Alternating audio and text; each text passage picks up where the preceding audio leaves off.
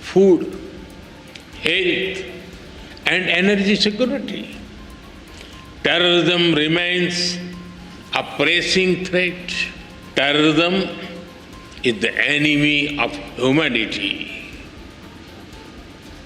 This very Red House has itself witnessed the wounds of terror and the loss of innocent blood.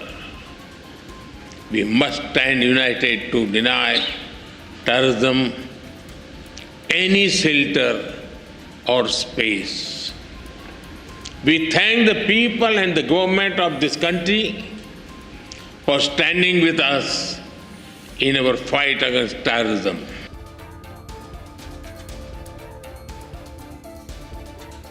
आप सभी जानते हैं, भारतीयों के लिए डेमोक्रेसी सिर्फ एक पॉलिटिकल मॉडल भर नहीं है, हमारे लिए ये वे ऑफ लाइफ है, हमारी हजारों वर्षों की महान विरासत है। इस संसद में भी कई साथी ऐसे हैं जिनके पूर्वज बिहार से हैं। Relationship between our two countries is based on the foundation of centuries-old bonds. 180 years ago, the first Indians arrived on this land after a long and hard journey. Oceans away, the Indian beats blended beautifully with the Caribbean rhythm.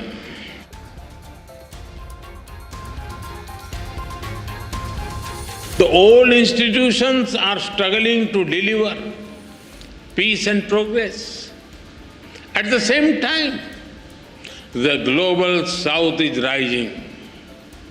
They wish to see a new and fairer world order. The voice of the developing world remains on the margins. India has always tried to bridge this gap. For India, Mahasagar, mutual and holistic advancement for society and growth across regions is the guiding vision for the global south. Whenever we got the opportunity, we have given voice to the global south.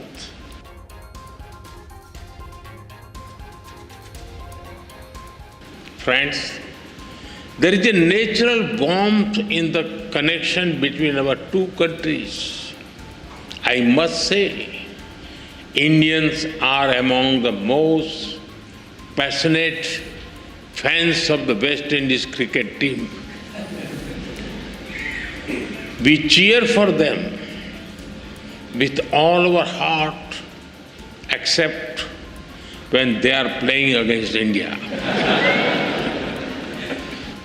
Together, you have built a nation that lives its motto, together we aspire, together we achieve.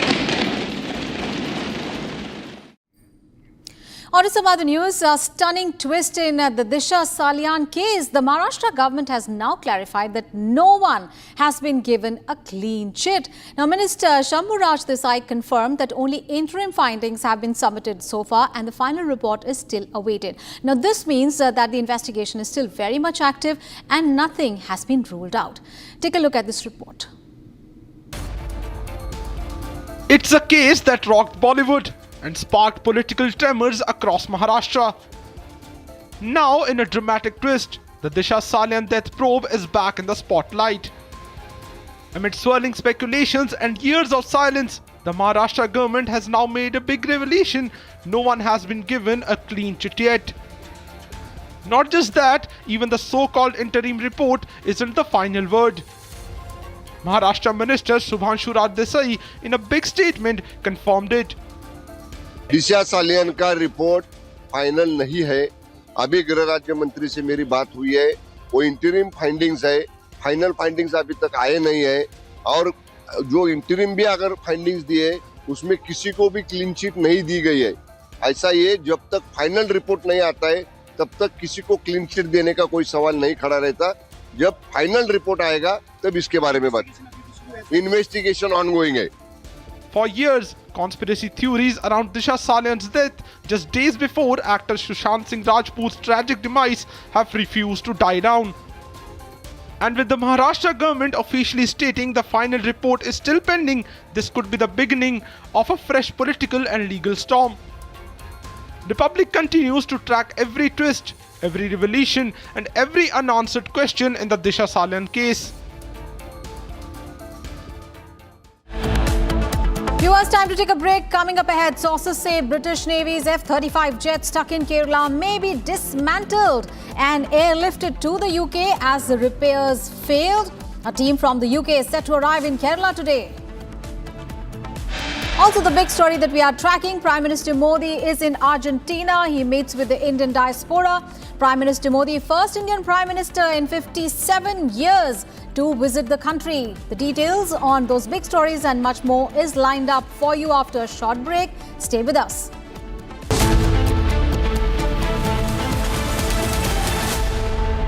Powered by Century Ply Club Prime. Raho Befikar.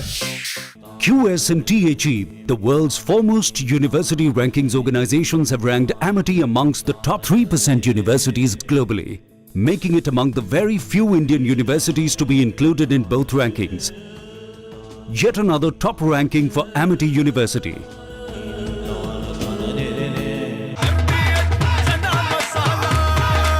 अब छोलिया हो या लोबिया, सफेद चने या काले चने, सब कुछ मजेदार बने।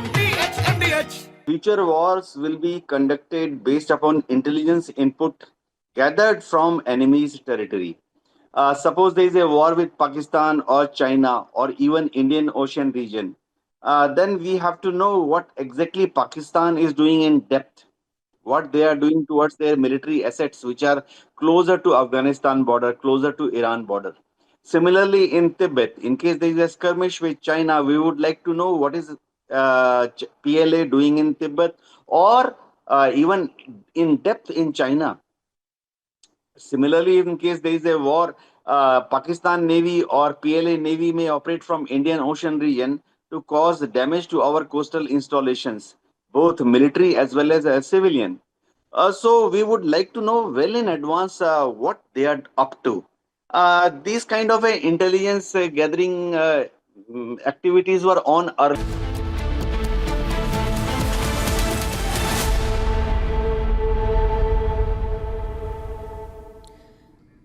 Viewers, welcome back after the break. We have breaking news coming in. India has made it clear that it won't be rushed into a trade deal. Well, Union Commerce Minister Piyush Goyal has made it clear India won't be rushed into a trade deal, and he says that New Delhi will negotiate on its own terms, not according to any external timeline. Now, this strong statement comes just before 9th of July. Remember, when the pause on the retaliatory tariffs set by US President Donald Trump is set to expire.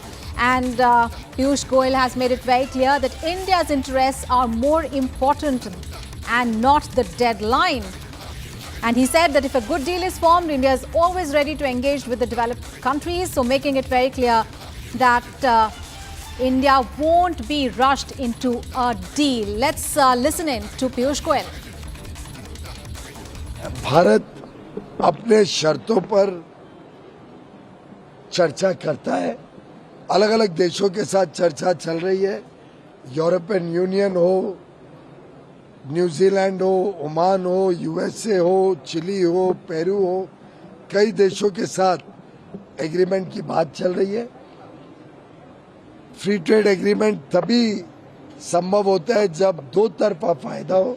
It should be a win win agreement, और जब भारत के interest को सुरक्षित रखते हुए national interest will always be supreme, वो ध्यान में रखते हुए अच्छा अगर डील बनती है तो भारत तो विकसित देशों के साथ डील करने के लिए कभी भी तैयार है। भारत कभी कोई ट्रेड डील डेडलाइन या समय सीमा के आधार पर कभी नहीं करते। जब डील अच्छी बन जाए, पूरी तरीके से पक जाए और देश हित में हो, तब उसको हम स्वीकार करते हैं।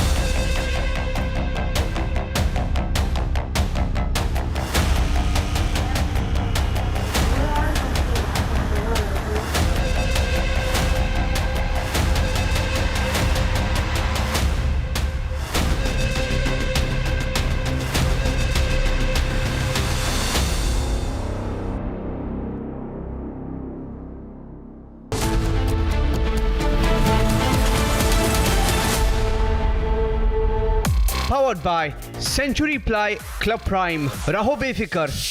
MDH की हल्दी मिर्ची धनिया करे कमाल। ये रंग दे, ये खुशबू दे, ये तीखा, ये कम पड़े। क्या निराला MDH मसाला। केसरिया से मन जोगी हुआ रे, दिल झूमे देखो मतवारा हुआ रे। केसरिया से मन जोगी हुआ। हर पल मनाओ केसरी त्योहार। विमल, बोलो जुबान Kesari.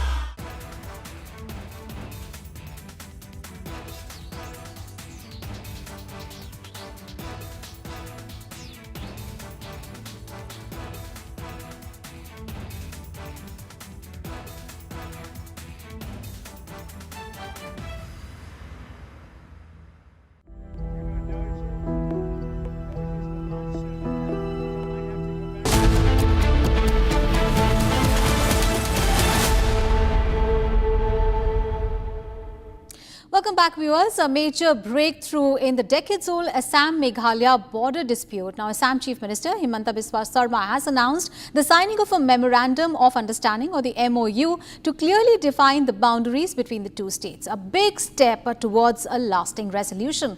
Here's the story.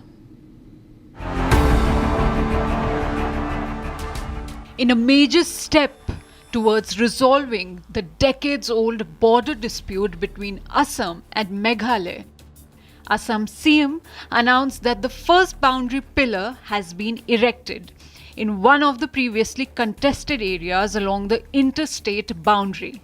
Sarma on Friday announced the signing of MOU to define boundaries between Assam and Meghalaya. In a post on social media X, the CM wrote that the signed MOU would help people and administration have clarity on the jurisdiction and would also allow the governance to shine in the once grey areas. Preston Tinsong, while speaking to Republic exclusively, lauded the move. The historic moment for Meghalaya and Assam, and it will also be a good news to all our neighboring states among ourselves, and I'm very sure we will be able to resolve it one by one. And as I said to you, the credit goes to the Honorable Chief Minister of Assam and also the Honorable Chief Minister of Meghalaya, who has taken this bold initiative to make sure that the solution to the long pending issue is resolved. With the signing of the MOU and the erection of the first boundary pillar, Assam and Meghalaya are taking significant steps towards resolving their decades-old border dispute.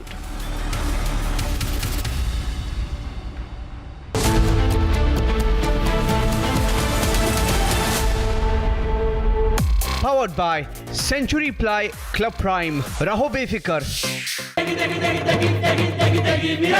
MDH की देगी मीरज, देगी मिर्च का तड़का, अंग अंग फड़का। MDH की देगी Miraj. Future wars will be conducted based upon intelligence input gathered from enemy's territory. Suppose there is a war with Pakistan or China or even Indian Ocean region. Then we have to know what exactly Pakistan is doing in depth, what they are doing towards their military assets, which are closer to Afghanistan border, closer to Iran border. Similarly, in Tibet, in case there is a skirmish with China, we would like to know what is PLA doing in Tibet or even in depth in China. Similarly, in case there is a war, Pakistan Navy or PLA Navy may operate from Indian Ocean region to cause damage to our coastal installations, both military as well as civilian. So we would like to know well in advance what they are up to. These kind of intelligence gathering activities were on earlier also, but they were not very organized on military scale. You see, earlier we had some satellites which ISRO had launched. We had cartograph series of satellites. We had reset set of satellites which were rather, radar imaging satellites. From Asia's largest news headquarters, setting the agenda for Bharat.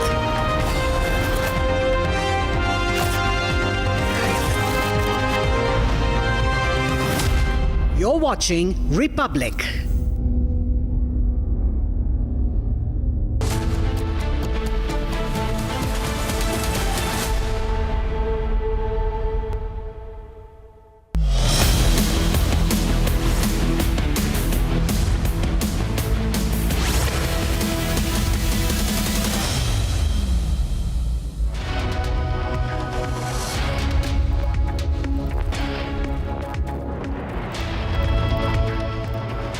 A very good morning, viewers. It's 10 a.m. and you're watching Republic TV. I'm Deepak Suresh Kumar. Focus remains on the high-profile murder case in Patna, where a businessman was killed in a cold-blooded murder by unknown assailants right outside his apartment late last night. We'll get you all that and much more after a quick check on the headlines.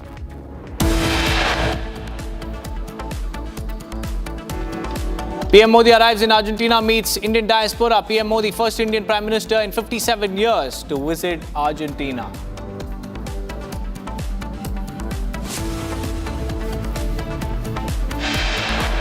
Businessman Gopal Kimka shot dead in Patna right outside his residence by unknown assailants.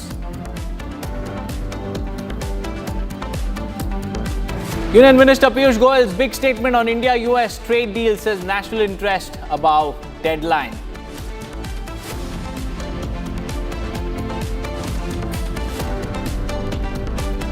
After Karnataka's fake caste census sham was exposed, BBMP suspends revenue officer for negligence in survey sticker pasting task. 36 injured after 5 buses collide in Amarnath Yatra convoy in Ramban. According to sources, British Navy's F-35 jet stuck in Kerala may be dismantled and airlifted to UK as repairs failed. A tech team from UK is all set to arrive in Kerala today.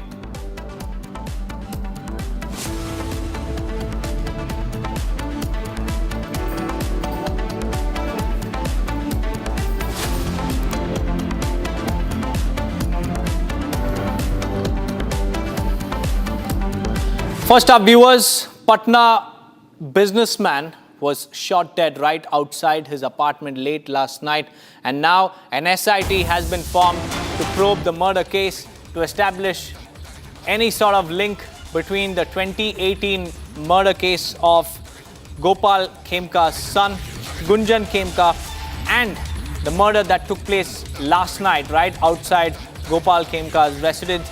The incident took place in the Gandhi Maidan police station limits, and after he was shot at, Gopal Khemka was quickly taken to the Mediversal Hospital, but he succumbed to his injuries. Patna's senior SP has confirmed that Gopal Khemka was shot and he was shot right outside his house. The FSL team has now cordoned off the area. Crucial pieces of evidence have also been collected. Let's listen in. हाँ। तो ये थे पुलिसकर्मी जो कि कोई बता नहीं रहा है। अब देखिए ये पुलिसकर्मी जो है अब ये जा रहे हैं इधर, अब स्टेट बैंक की तरफ जा रहे हैं। अब ये इधर से भी अब खंगालने की कोशिश करेंगे। इस इलाके से भी CCTV फुटेज, जो कि मैं आपको बार बार बताना चाह रहा हूँ, ये एक बिल्डिंग है और इस बिल्डिंग में इस बिल्डिंग के जरिए, क्योंकि जो क्राइम सीन है, क्राइम स्पॉट ऑफ इंसिडेंस है, मैं अनुपम को बोलूँगा। अब ये देखिए, ये गेट है, गेट के पास अपराधी जो है खड़े रहते हैं और खड़े रहते हैं। सवाल ये उठता है, मैं फिर से रिक्रिएट करके बताऊंगा इस स्पॉट को। यहाँ पर गोली से मारा जाता है, ये जगह है जहाँ पर अपराधी खड़े होंगे और ये जो है ब्लड स्टेन्स है यहाँ पे। अब इस इन्वेस्टिगेशन एंगल को मैं बताने की कोशिश करूंगा यहाँ से कि कैसे इस वाक़या को अंजाम दिया गया होगा। सबसे पहले तो जो अपराधी थे उनको पता था कि गोपाल खेमका रात को 12 बजे घर वापस लौट रहे हैं बांकीपुर क्लब से। गांधी मैदान का इलाका है, 12 बजे रात को लौटने वाले हैं। इसका मतलब अपराधियों को पता है कि गाड़ी चलाकर आ रहे हैं। जैसे ही गाड़ी यहाँ पहुँचती है, अपराधी यहाँ पर खड़े होंगे, यहाँ पर से शूट की जाती है उनको और गोलियों से छलनी कर दिया जाता है। यहाँ पर खून के निशान है। अब ये देखना है कि इस दीवार के सहारे आप खड़े हैं तो क्या सामने से कोई CCTV फुटेज उस अपराधी की तस्वीर को कैद किया है नहीं, इस एंगल से कोई CCTV कैमरा है या नहीं, मेरे बाएं साइड में, फिर मेरे दाहिने साइड में है या नहीं। जनरली अमूमन बिल्डिंग के टॉप पर CCTV कैमरा लगा होता है, लेकिन जहां पर मैं खड़ा हूं गेट के एंट्रेंस पर, यहां पर से हमको कवर मिल जाता है, छिपने की गुंजाइश मिल जाती है और जो शातिर अपराधी होते हैं ये सब रेकी करके आते हैं। तो यहां पर से फ्रंट व्यू जो है, अगर यहां खड़ा होगा अपराधी और incident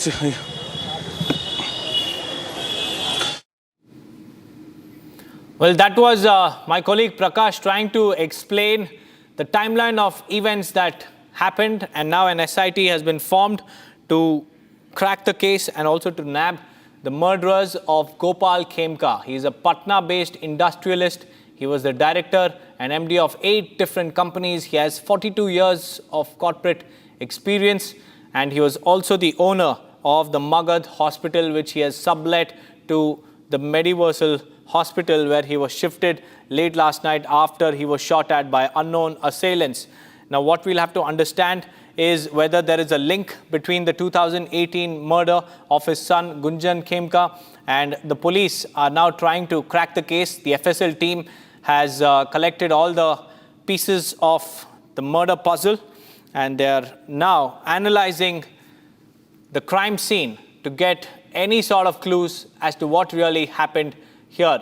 And looking at the way Gopal Khemka was murdered right outside his residence, it seems like the assailants knew about Gopal Khemka's timings, as to what time he arrives at home, how he arrives, whether there is a security cover that he also has or not. So this prima facie looks like a very meticulously planned murder, as the assailants knew what time Gopal Khemka was heading back home. In fact, the SP has also issued a statement. Let's listen in.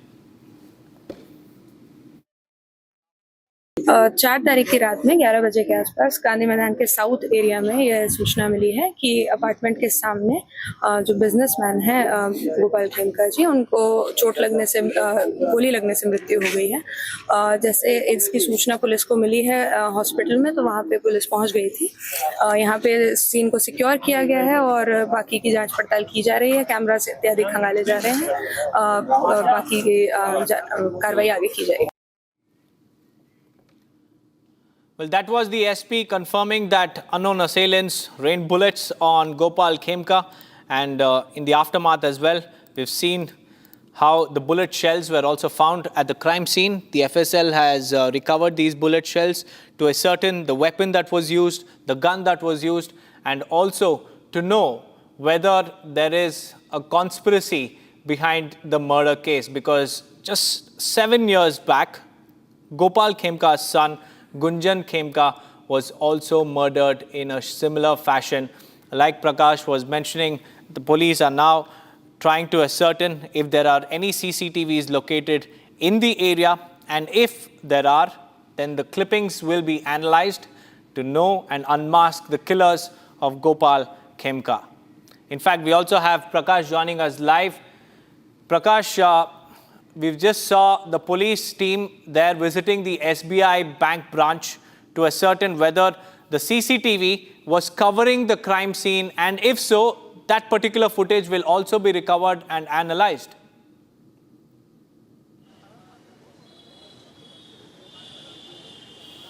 Prakash, if you could hear me, the police team just visited the SBI bank branch, and what we understand is that the statements of the family members of Gopal Khemka will also be recorded. Tell us more as far as the investigation is concerned. Well, it's certain that we gave you the visuals of the State Bank of India branch where the police team just entered, and it's the one and the same building. Just it separates the wall, the commercial complex as well as the residential complex. There is a wall, but it's one and the same building. Now, they would be looking at various angles of the State Bank of India CCTV footage as well, because the front view comprises. So there you have, there is one CCTV camera, but as I showed you, from that particular angle, as we stand at this particular place, the CCTV camera behind on the wall, situated on the wall, will not be able to capture the video from here, because they would have done a recce, the assailants would have done a recce, and as and when I come here, then the CCTV camera, if it is working, will capture the video. So there would be some amount of video footage available if the assailants would have been walking in this particular area. Now, this is the State Bank of India premises. They will also be looking at the CCTV footage available in this particular area. Now, there you have another CCTV camera located on that particular. Wo dikhaiye CCTV camera. This is second CCTV camera. There you have the third CC camera. The State Bank of India has 3 CCTV cameras, as we can show you in the visuals. We'll have a closer look. So these angles will be captured.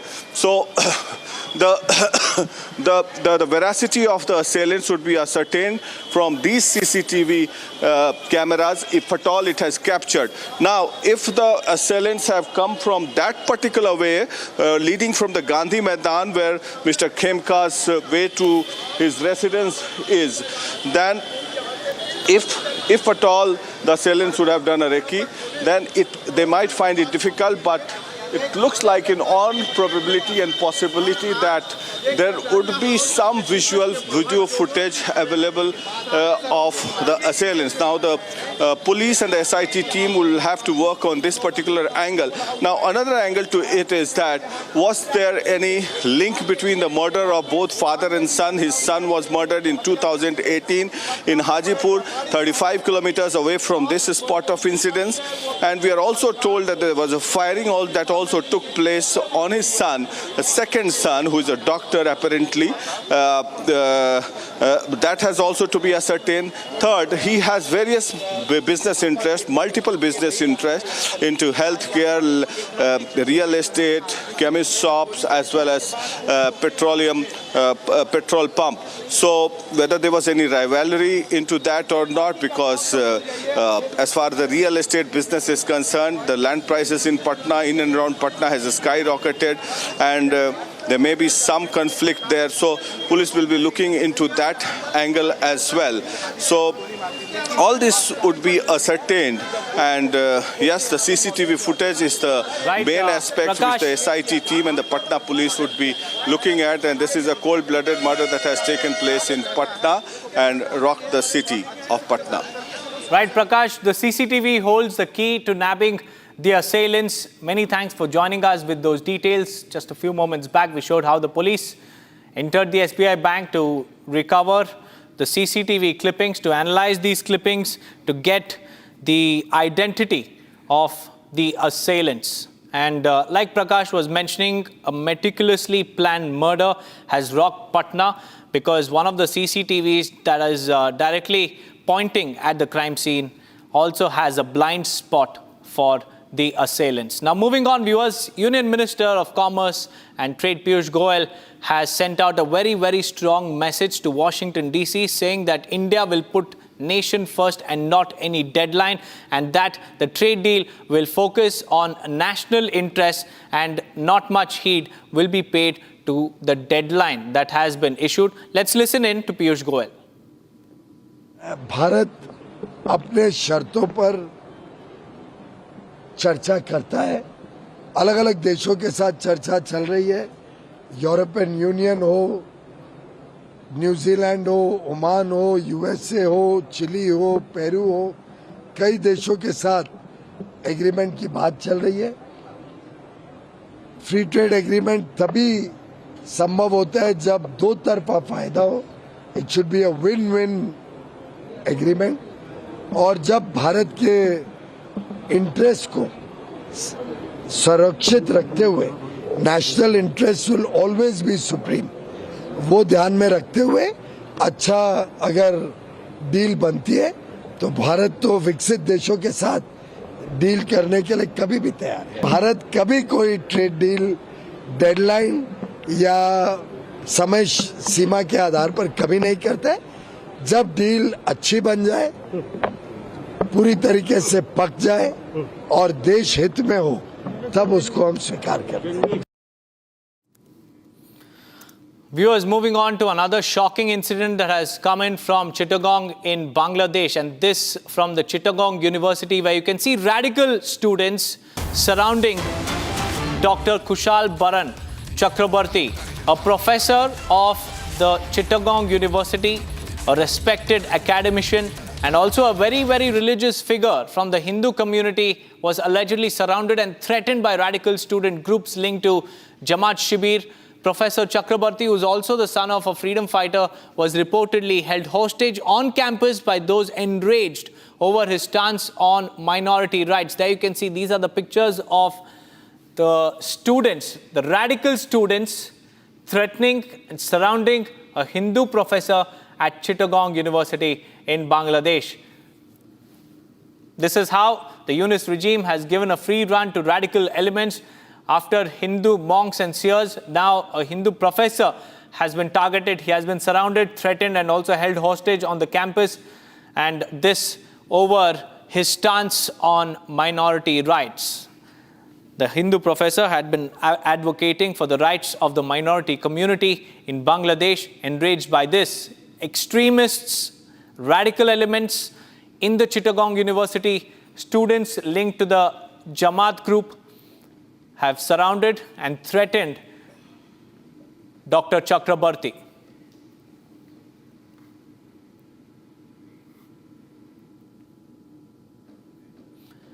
Meanwhile, viewers, search operations have been launched in Kathua after communication of suspected terrorists were also identified, and the police, the security forces are on high alert along with the CRPF as well. They are carrying out these searches in the upper reaches of Kathua. The search operations are currently underway after they recovered a communication set of suspected terrorists. And these communication sets were intercepted. Gursimran is joining us live. Gursimran, tell us about the latest search operations that are currently underway in Kathua. What exactly happened and what led to these search operations being launched by our forces? See, what we are being told that it was late yesterday afternoon when the security forces intercepted a satellite communication by suspected terrorist in the area of Najot, which is close to the Sukrala Mata temple in the upper reaches of the Bijapur, after which the joint forces have launched a massive search operations in the area. What we are being told that these search operations have been launched by the Indian Army, Jammu and Kashmir Police, along with the Central Reserve Police Force, because there has been reliable inputs with the security agencies regarding the presence of the Pakistani terrorists of Jaish-e-Mohammed in this very area. The Panchtirthi area of the Bijapur has already seen a couple of encounters in the vicinity. So nothing is being ruled out, and as we speak, the search operations are underway in the area, because there lies a probability that the terrorists may be communicating with their terror handlers across the border using the communication sets, and that's why this interception came to the security forces in the Najot area of the Bijapur, after which the operations are underway. We are told that the senior officials, including from the Special Operations Group of the Kathua, they are maintaining a strict vigil on the search operations that are underway in the area. Right, Gursimran, thank you for joining me with those details. Now shifting our focus to Delhi encounter, where two suspected shooters of the Himanshu Bao gang have been shot at by the police, and these gang members were also allegedly involved in a murder in Rohtak recently. The police have now encountered these two criminals identified as Mohit and Bhumit in the Narela area. These individuals are believed to be shooters of the Himanshu Bao gang and were involved in a recent murder case in Rohtak.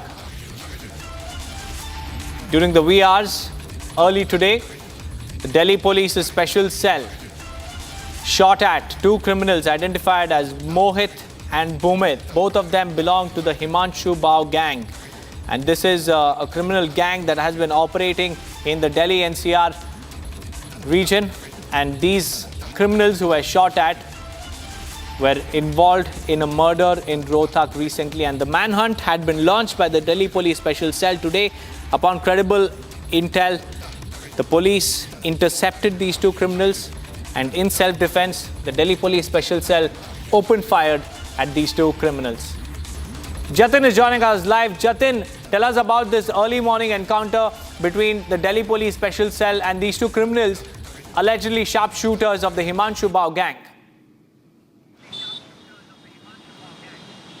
बिल्कुल, देखिए, नरेला में देर रात ये encounter हुआ है और special cell को जानकारी मिली थी कि भाऊ गैंग के जो दो शूटर हैं वो नरेला पहुंचने वाले हैं, जिसके बाद वहां पर ट्रैप लगाया गया। दोनों ही शूटर बाइक से आते हुए नजर आए, जिसके बाद दिल्ली पुलिस की स्पेशल सेल ने दोनों ही शूटर्स को सरेंडर करने के लिए बोला। एक भूमित नाम का शूटर था और दूसरे की पहचान नीरज के तौर पर हुई है। इन दोनों ने जब सरेंडर नहीं किया, पुलिस पर बाकायदा 3 राउंड इन दोनों शूटर्स ने फायरिंग की। जवाबी कार्रवाई करते हुए दिल्ली पुलिस की स्पेशल सेल ने 4 राउंड फायरिंग की। कुल 7 राउंड फायरिंग हुई, दोनों के पैर पे गोली लगी, जिसके बाद अस्पताल में इन्हें भर्ती कराया गया। इन्वेस्टिगेशन में ये चीजें निकलकर सामने आ रही हैं कि नीरज और भूमित इससे पहले रोहतक में एक व्यापारी की हत्या के मामले में शामिल थे और लगातार दिल्ली और एनसीआर में अपनी आपराधिक वारदातों को अंजाम दे रहे थे।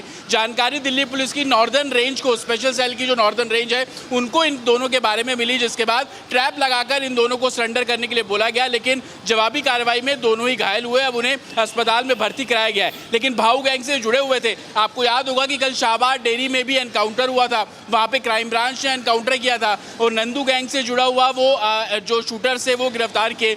लगातार जो दिल्ली में एनकाउंटर हो रहे हैं उसके पीछे सबसे बड़ा कारण यही है कि दिल्ली में अपना वर्चस्व कायम करने के लिए, चाहे वो भाऊ गैंग हो, नंदू गैंग हो, मंजीत महाल गैंग हो, ये सभी लोग आपराधिक गतिविधियों को अंजाम दे रहे हैं। और यही कारण है कि अपने वर्चस्व को खत्म करने के लिए दिल्ली पुलिस एक ऑपरेशन चला रही है, जिसके चलते अलग अलग यूनिट जिस भी क्रिमिनल के बारे में उन्हें टिप मिलती है उसको पकड़ने की कवायद शुरू की जा रही है। और यही कारण है कि पिछले 4 दिनों में दिल्ली के अंदर 3 बड़े एनकाउंटर हुए और अलग अलग गैंग के जो शार्प शूटर्स हैं उनको पकड़ा गया। भाऊ गैंग के शार्प शूटर्स को आज पकड़ा गया, कल नंदू गैंग के शार्प शूटर्स को पकड़ा गया था और उससे पहले लॉरेंस बिश्नोई के लिए काम करने वाले जो अलग अलग छोटे गैंग हैं उनके शूटर्स को पकड़ा गया। तो लगातार दिल्ली पुलिस कार्रवाई कर रही है ताकि दिल्ली में जो गैंग्स चल रहे हैं उनको कहीं ना कहीं डीएक्टिवेट किया जा सके। Back to studio. Right, Jatin, thank you for joining us with those details. Well, the Delhi police is also following a similar model that is being followed in Uttar Pradesh, Operation Langra, and that A similar episode is unfolding in the national capital. Criminals are not being spared, surrender or face the bullets. Now moving on, there's a sensational twist in the Disha Salian case. The Maharashtra government has clarified that there is no clean chit to anybody in this particular matter. And Shamburaj Desai has also said, he's a Maharashtra minister, he has said that only interim findings have been submitted and there is more than what meets the eye in this case. Take a look. It's a case that rocked Bollywood and sparked political tremors across Maharashtra. Now, in a dramatic twist, the Disha Salian death probe is back in the spotlight. Amid swirling speculations and years of silence, the Maharashtra government has now made a big revelation: no one has been given a clean chit yet. Not just that, even the so-called interim report isn't the final word. Maharashtra Minister Subhanshu Desai, in a big statement, confirmed it. दिशा सालियन का report final नहीं है. अभी गृह राज्य मंत्री से मेरी बात हुई है, वो इंटरिम फाइंडिंग्स है, फाइनल फाइंडिंग्स अभी तक आए नहीं है. और जो इंटरिम भी अगर फाइंडिंग्स दिए, उसमें किसी को भी क्लीन चिट नहीं दी गई है. ऐसा ये जब तक फाइनल रिपोर्ट नहीं आता है, तब तक किसी को क्लीन चिट देने का कोई सवाल नहीं खड़ा रहता. जब फाइनल रिपोर्ट आएगा तब इसके बारे में बात. इन्वेस्टिगेशन ऑनगोइंग है. For years, conspiracy theories around Disha Salian's death just days before actor Sushant Singh Rajput's tragic demise have refused to die down. And with the Maharashtra government officially stating the final report is still pending, this could be the beginning of a fresh political and legal storm. The public continues to track every twist, every revelation and every unanswered question in the Disha Salian case. With that, viewers, it's time for a quick break. On the other side, we'll tell you about the UK tech team that is all set to arrive, dismantle and ship the F-35 of the UK Navy back to United Kingdom. Along with that, we'll also tell you more about the Prime Minister's historic Argentina visit. He will be speaking to Javier Milei. Stay tuned for more updates on the other side.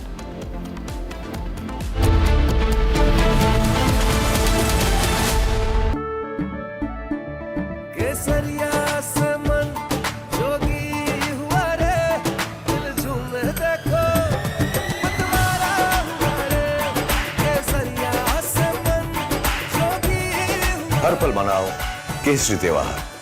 विमल, बोलो जुबान केसरी. आधे bowl दही में 4 चम्मच MDH chutney pudina मसाला डाला, stir करो, पुदीना चटनी तैयार. MDH chutney pudina masala. MDH.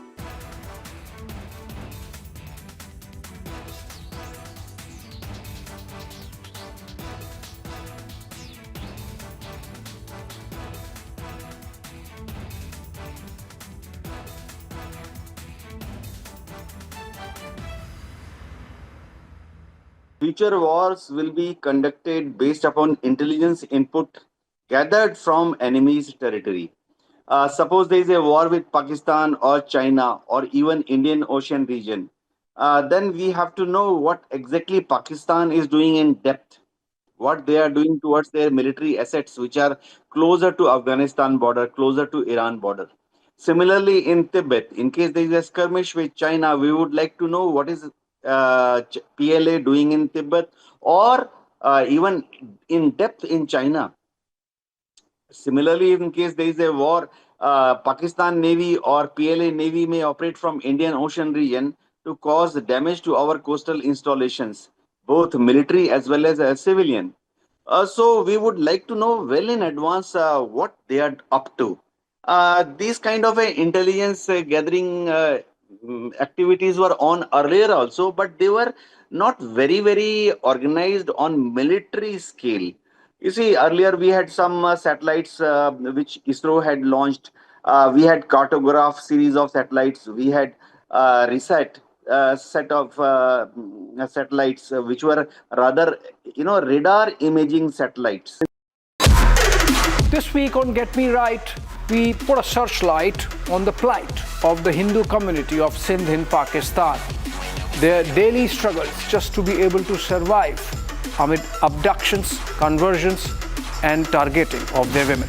Also, is China deliberately hitting India's food security by squeezing the supply of specialty fertilizers amid Kharif season? And if yes, do we have a way out? Is an experiment with genetically modified crops worth a shot to increase India's agricultural output? Join me this weekend only on Republic TV.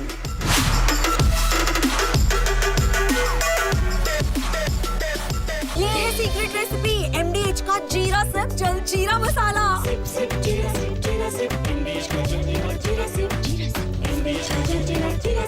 इसको घर पे लगाओगे तो शादी का तो पता नहीं, पर घर पक्का नहीं टूटेगा।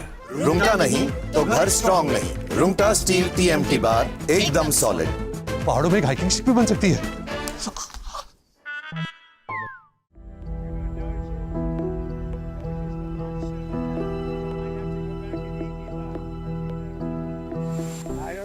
We'll have to take a look. We might have to put Doge on Elon. You know what Doge is? Doge is the monster that might have to go back and eat Elon. Wouldn't that be terrible? He gets a lot of subsidies, Peter.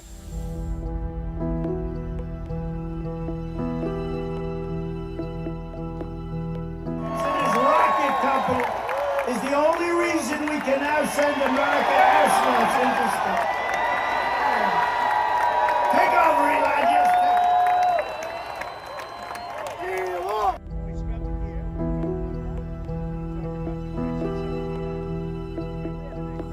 But Elon's very upset that the EV mandate is going to be terminated. And you know what? When you look at it, not everybody wants an electric car. I don't want an electric car. I want to have maybe gasoline, maybe electric, maybe a hybrid, maybe someday a hydrogen. If you have a hydrogen car, it has one problem. It blows up, So I'm going to give that one to Peter. I'm going to let Peter test it out.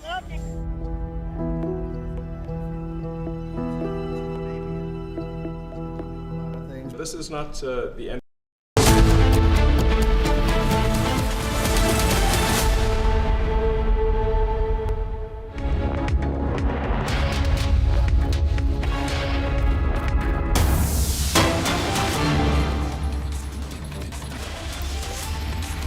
Viewers, we have breaking news coming in. Bihar's capital Patna, assailants have shot dead a well-known businessman, Gopal Kimka. The incident took place in the Gandhi Maidan police station area, and after being shot, Gopal Kimka was admitted to the Mediversal Hospital, but he was pronounced dead. Now, Patna senior SP has confirmed that Gopal Kimka was shot. He was shot near his house. So in Patna, there's political heat also increasing ahead of the elections in the state as well, as very significant, a very important businessman, Gopal Kimka, has been shot dead near his residence. And remember this coming in even as earlier, some years back, his son was also killed and he was also shot dead in similar circumstances. And now Gopal Kimka, a well-known businessman, was shot dead outside his house in Patna. And Republic TV has got the access to the CCTV footage outside his house. And that footage we can clearly see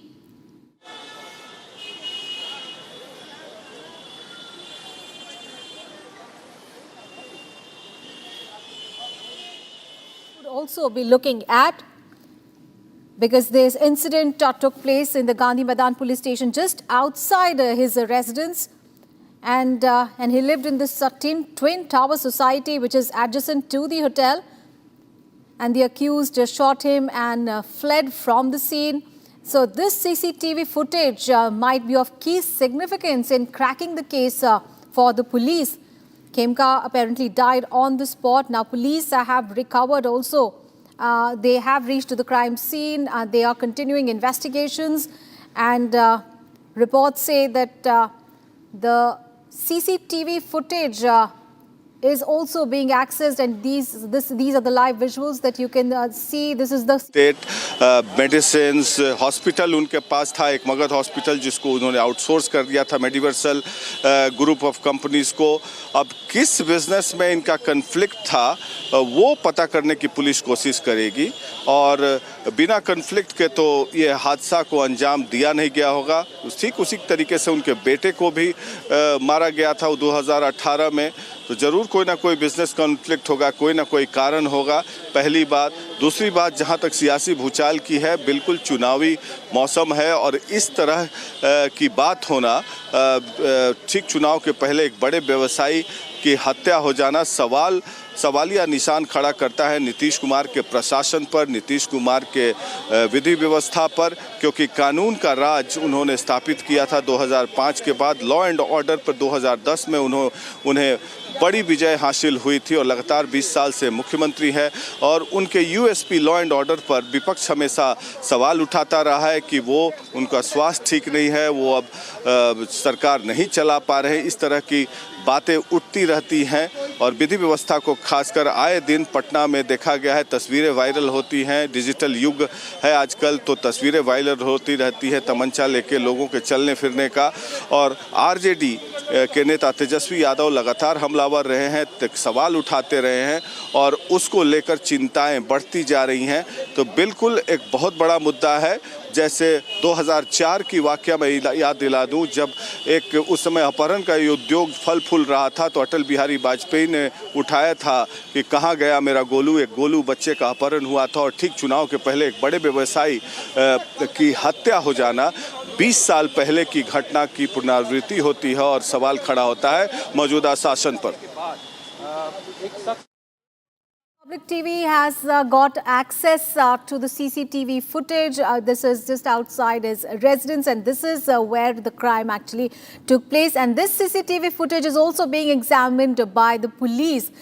At the moment, the reason behind the crime is not known.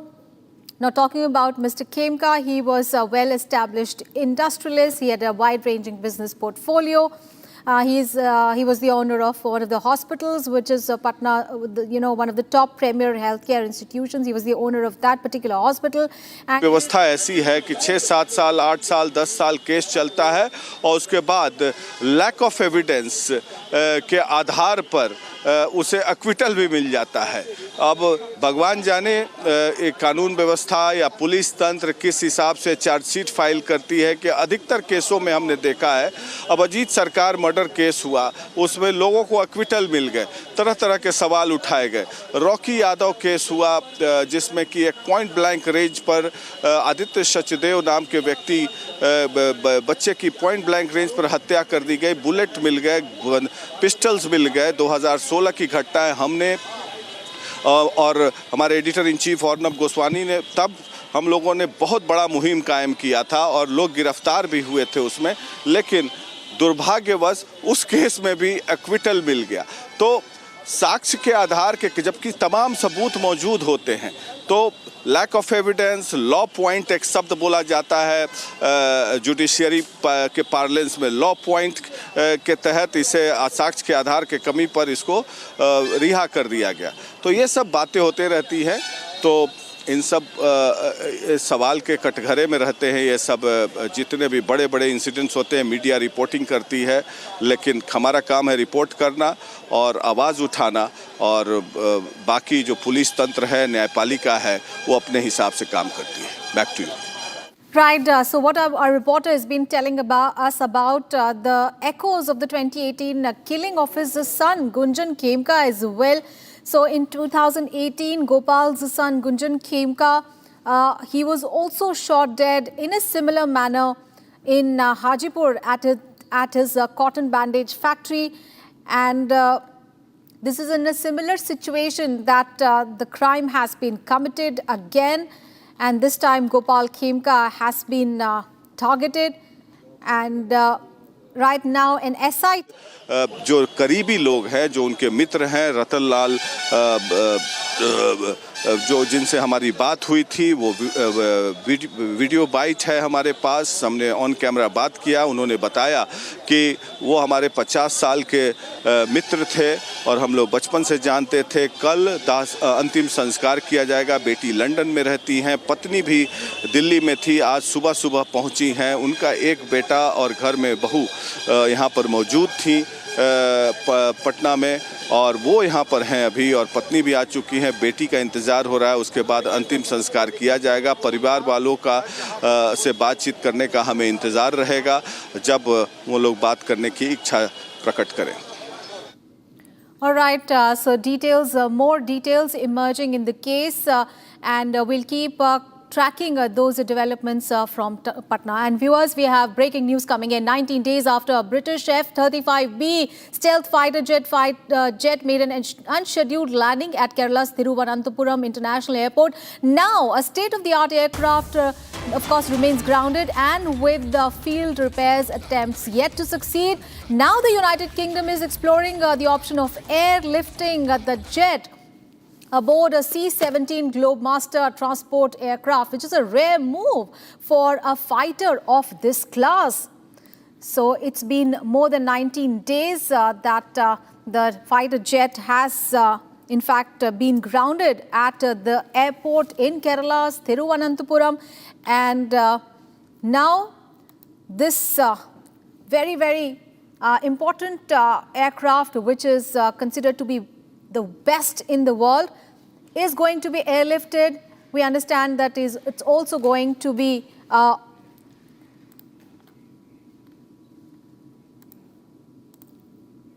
right. We are right now joined in by Group Captain UK Devnath, who's an aviation expert. Sir, thank you so much for joining us here on Republic TV. Sir, how do you look at this prolonged grounding of the F-35B in Kerala?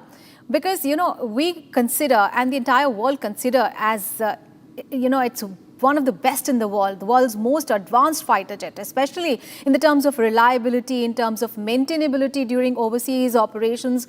And now it is going to be dismantled, it is going to be airlifted. How do you look at the entire fiasco of it being grounded for so long in India? Fact is that F-35 remains one of the most maintainable aircraft in world. Yes. And difficulty is that it needs a very special type of tools, testers, calibration equipment, repair jig, and ground support equipment for repairing it. USA has made all over world about 11 such locations where F-35 can be maintained by the OEM. That means not by US Air Force, not by, in this case, by UK Navy, but by OEM. These highly sophisticated and rather weighty ground support equipment are not positioned in India. And we don't have laboratories where post-repair the aircraft can be inspected. It needs a little complex calibration equipment, a little complex laboratory facilities to check it after rectification. So rightly so, it has been decided that it will be opened up into 5 parts, which is a usual practice all over the world for fighter aircraft in case they get stranded any remote location. The main fuselage is one, both the left and right wings are opened. Similarly, both the tail part, the horizontal stabilizers in the tail, they are opened, and the vertical tail, which we call rudder, that also is opened. In fact, when USA was developing F-35, one of the prerequisites was given by US Air Force was that it should be dismantlable in 5 parts, and it should be the US Air Force crew should be capable of pushing it inside after dismantling inside a C-17. Because US Air Force knew that F-35 will be with them for next 50 years, and C-17 Globemaster also will be there with them for next 50 years. Incidentally, India also has C-17 with us. Yes. Right, so thank you so much for joining us and giving us those perspectives there. But indeed, there is a big question mark on the reliability of the F-35 as well as its reputation. Let's move on in the bulletin and talk about Prime Minister Modi's five-nation visit. A historic moment unfolded as Prime Minister Modi addressed the Parliament of Trinidad and Tobago and strengthening centuries-old ties through shared heritage, culture and vision for the future. This address marked a new chapter in India and Trinidad and Tobago's relationships. Here's a full story.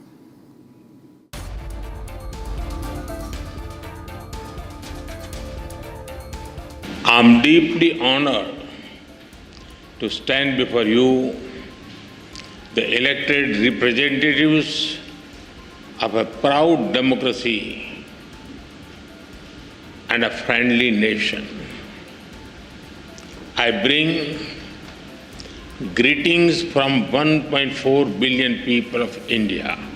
I am humbled to be the first Indian Prime Minister to speak to you in this iconic Red House. This historic red building has seen struggles and sacrifices of the people of Trinidad and Tobago for freedom and dignity. Friends, the people of this great nation have chosen two remarkable women leaders, the President and the Prime Minister. They proudly call themselves daughter of the Indian diaspora.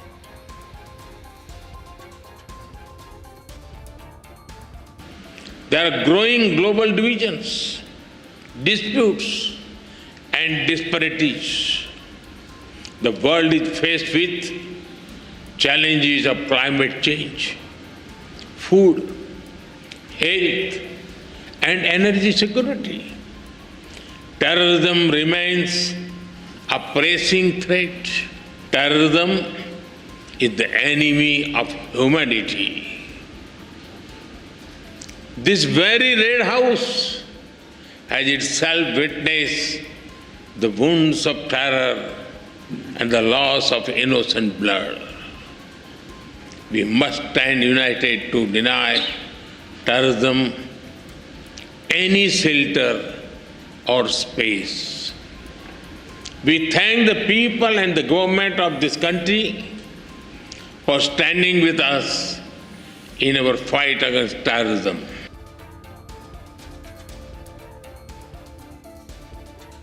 आप सभी जानते हैं, भारतीयों के लिए democracy सिर्फ एक political model भर नहीं है, हमारे लिए ये वे ऑफ लाइफ है, हमारी हजारों वर्षों की महान विरासत है। इस संसद में भी कई साथी ऐसे हैं जिनके पूर्वज बिहार से हैं। Relationship between our two countries is based on the foundation of centuries-old bonds. 180 years ago, the first Indians arrived on this land after a long and hard journey. Oceans away, the Indian beats blended beautifully with the Caribbean rhythm.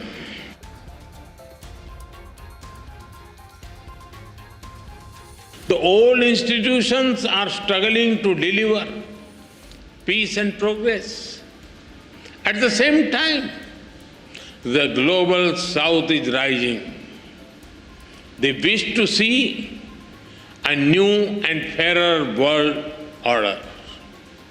The voice of the developing world remains on the margins. India has always tried to bridge this gap. For India, Mahasagar, mutual and holistic advancement for society and growth across regions, is the guiding vision for the global South. whenever we go, whenever we got the opportunity, we have given voice to the global south.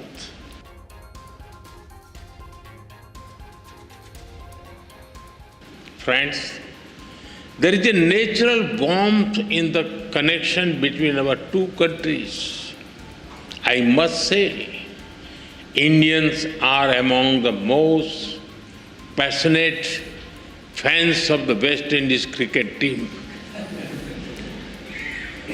We cheer for them with all our heart, except when they are playing against India. Together, you have built a nation that lives its motto, together we aspire, together we achieve.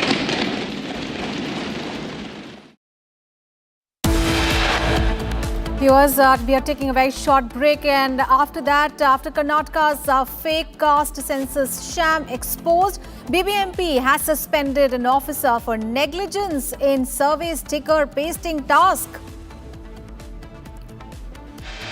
Also, the big story coming in from Jammu and Kashmir, where 36 people have been injured after 5 buses collided in Amarnath Yatra convoy in Ramban. Details on those big stories and much more is lined up after a short break. Stay tuned.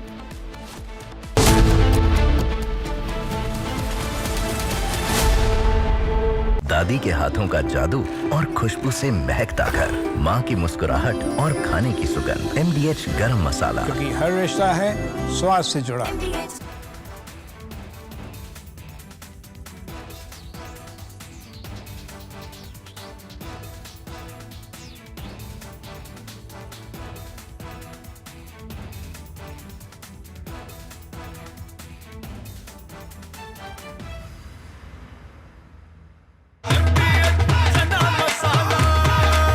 अब छोलिया हो या लोबिया, सफेद चने या काले चने, सब कुछ मजेदार बने। Future wars will be conducted based upon intelligence input gathered from enemy's territory. Suppose there is a war with Pakistan or China or even Indian Ocean region, then we have to know what exactly Pakistan is doing in depth, what they are doing towards their military assets, which are closer to Afghanistan border, closer to Iran border. Similarly, in Tibet, in case there is a skirmish with China, we would like to know what is PLA doing in Tibet or even in depth in China. Similarly, in case there is a war, Pakistan Navy or PLA Navy may operate from Indian Ocean region to cause damage to our coastal installations, both military as well as civilian. So we would like to know well in advance what they are up to. These kind of intelligence gathering activities.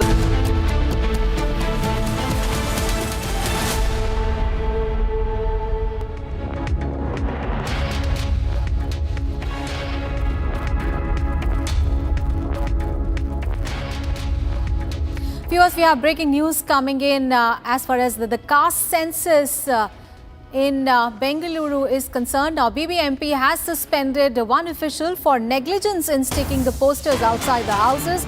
Now, Kavita, a revenue inspector working in the Vasant Nagara subdivision of the Eastern Zone, has been suspended by the BBMP for alleged dereliction of duty in the scheduled caste survey sticker posting case.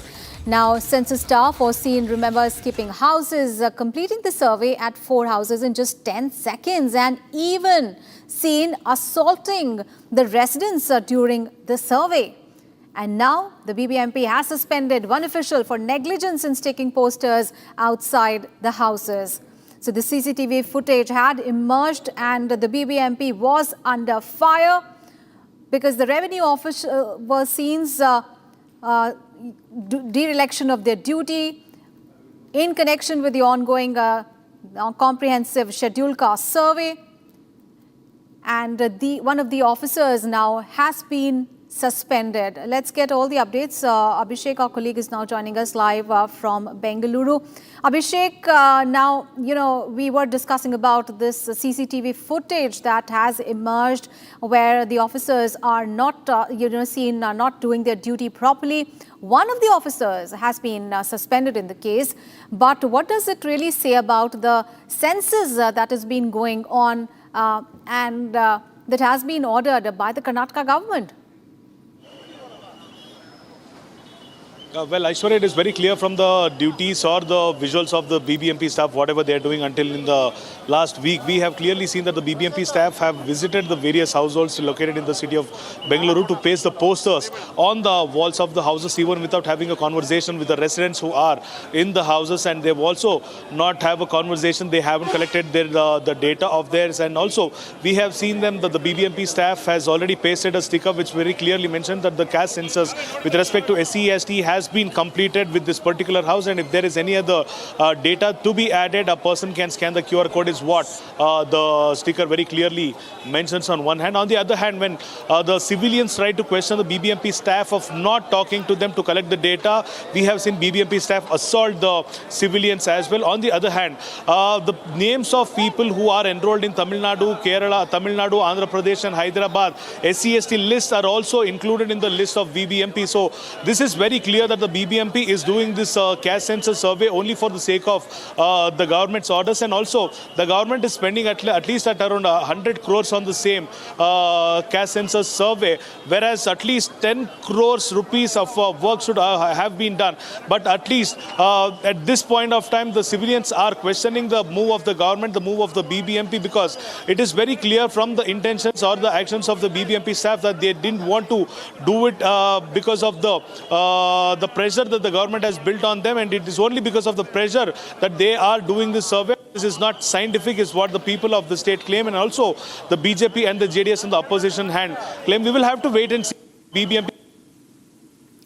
Right, Abhishek, and how are the opposition parties they're reacting? Because, yesterday also we at Republic TV had spoken to the BJP leaders, and they had called it a joke, a sham. So we have to wait and watch how these political parties respond even after one of the BBMP workers has been suspended.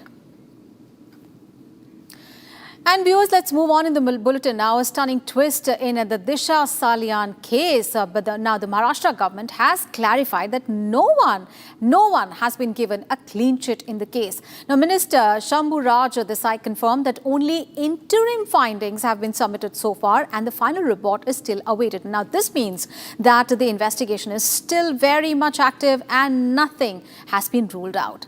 Here's the full story. It's a case that rocked Bollywood and sparked political tremors across Maharashtra. Now, in a dramatic twist, the Disha Salian death probe is back in the spotlight.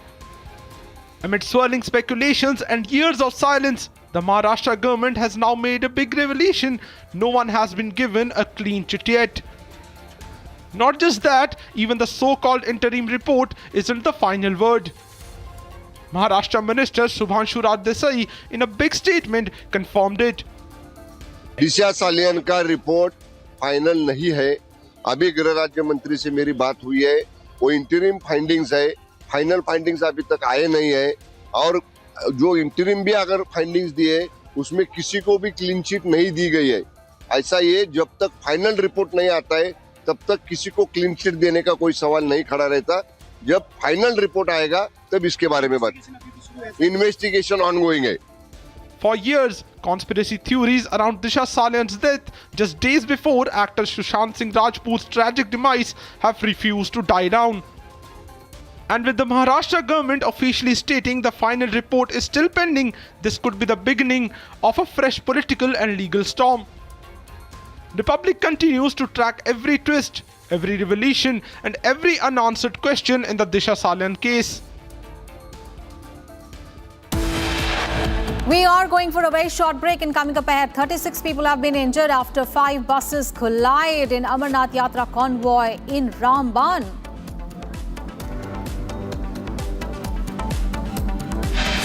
Also coming up ahead,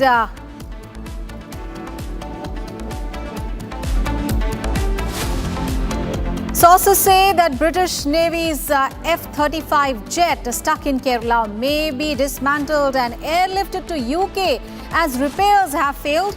A team from the West Asia is set to arrive in Kerala tomorrow.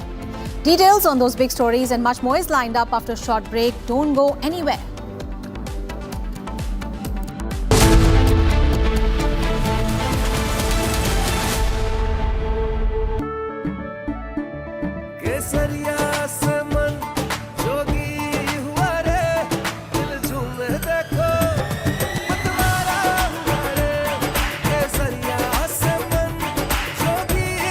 हर पल मनाओ केसरी त्योहार विमल बोलो जुबान Kesari MDH की हल्दी मिर्ची धनिया करे कमाल, ये रंग दे, ये खुशबू दे, ये तीखा, ये कम पड़े, क्या निराला MDH masala.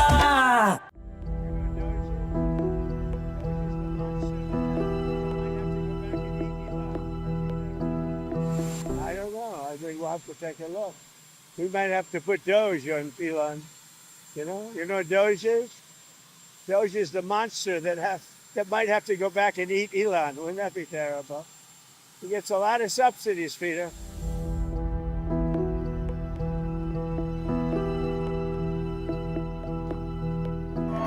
rocket company is the only reason we can now send America astronauts into space.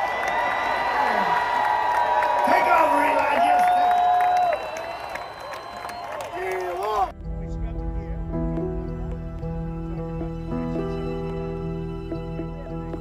But Elon's very upset that the EV mandate is going to be terminated. And you know what? When you look at it, not everybody wants an electric car.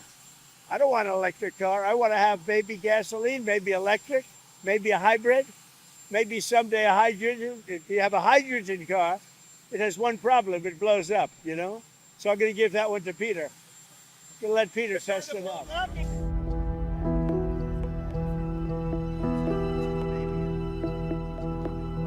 This is not the end of Doge, but really the beginning. My time as a special government employee necessarily had to end. It was a limited time thing. It's 134 days, I believe, which ends in a few days. So that it comes with a time limit.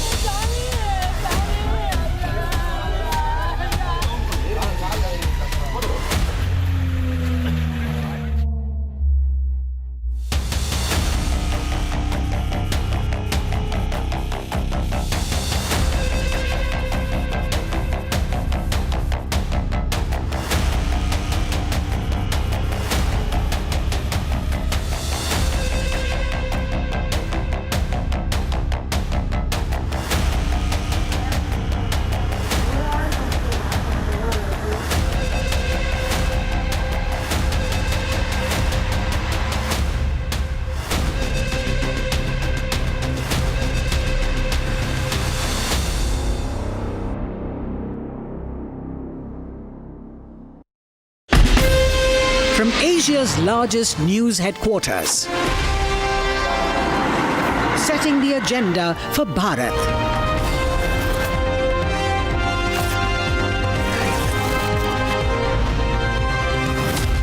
You're watching Republic.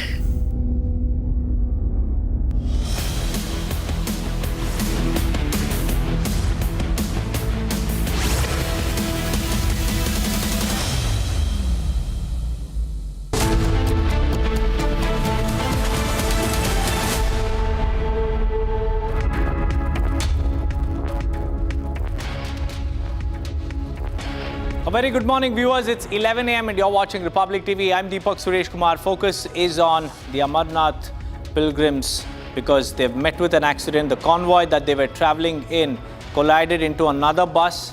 30 of them have been injured. They have been shifted to the hospital. We'll get you all the live updates after a quick check on the headlines. PM Modi In Argentina, he meets the Indian diaspora. Prime Minister Modi is the first PM in 57 years to visit Argentina.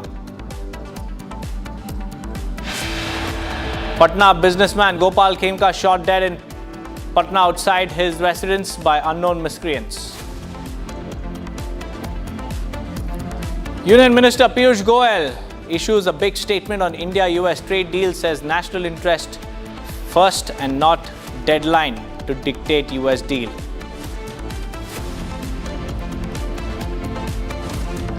After Karnataka's fake caste census sham was exposed, BBMP suspends officer for negligence.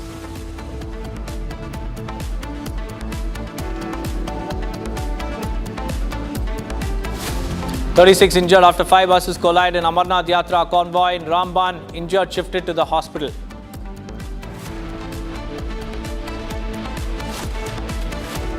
British Navy's F-35B jet stuck in Kerala. It may be dismantled and airlifted to UK as repairs fail.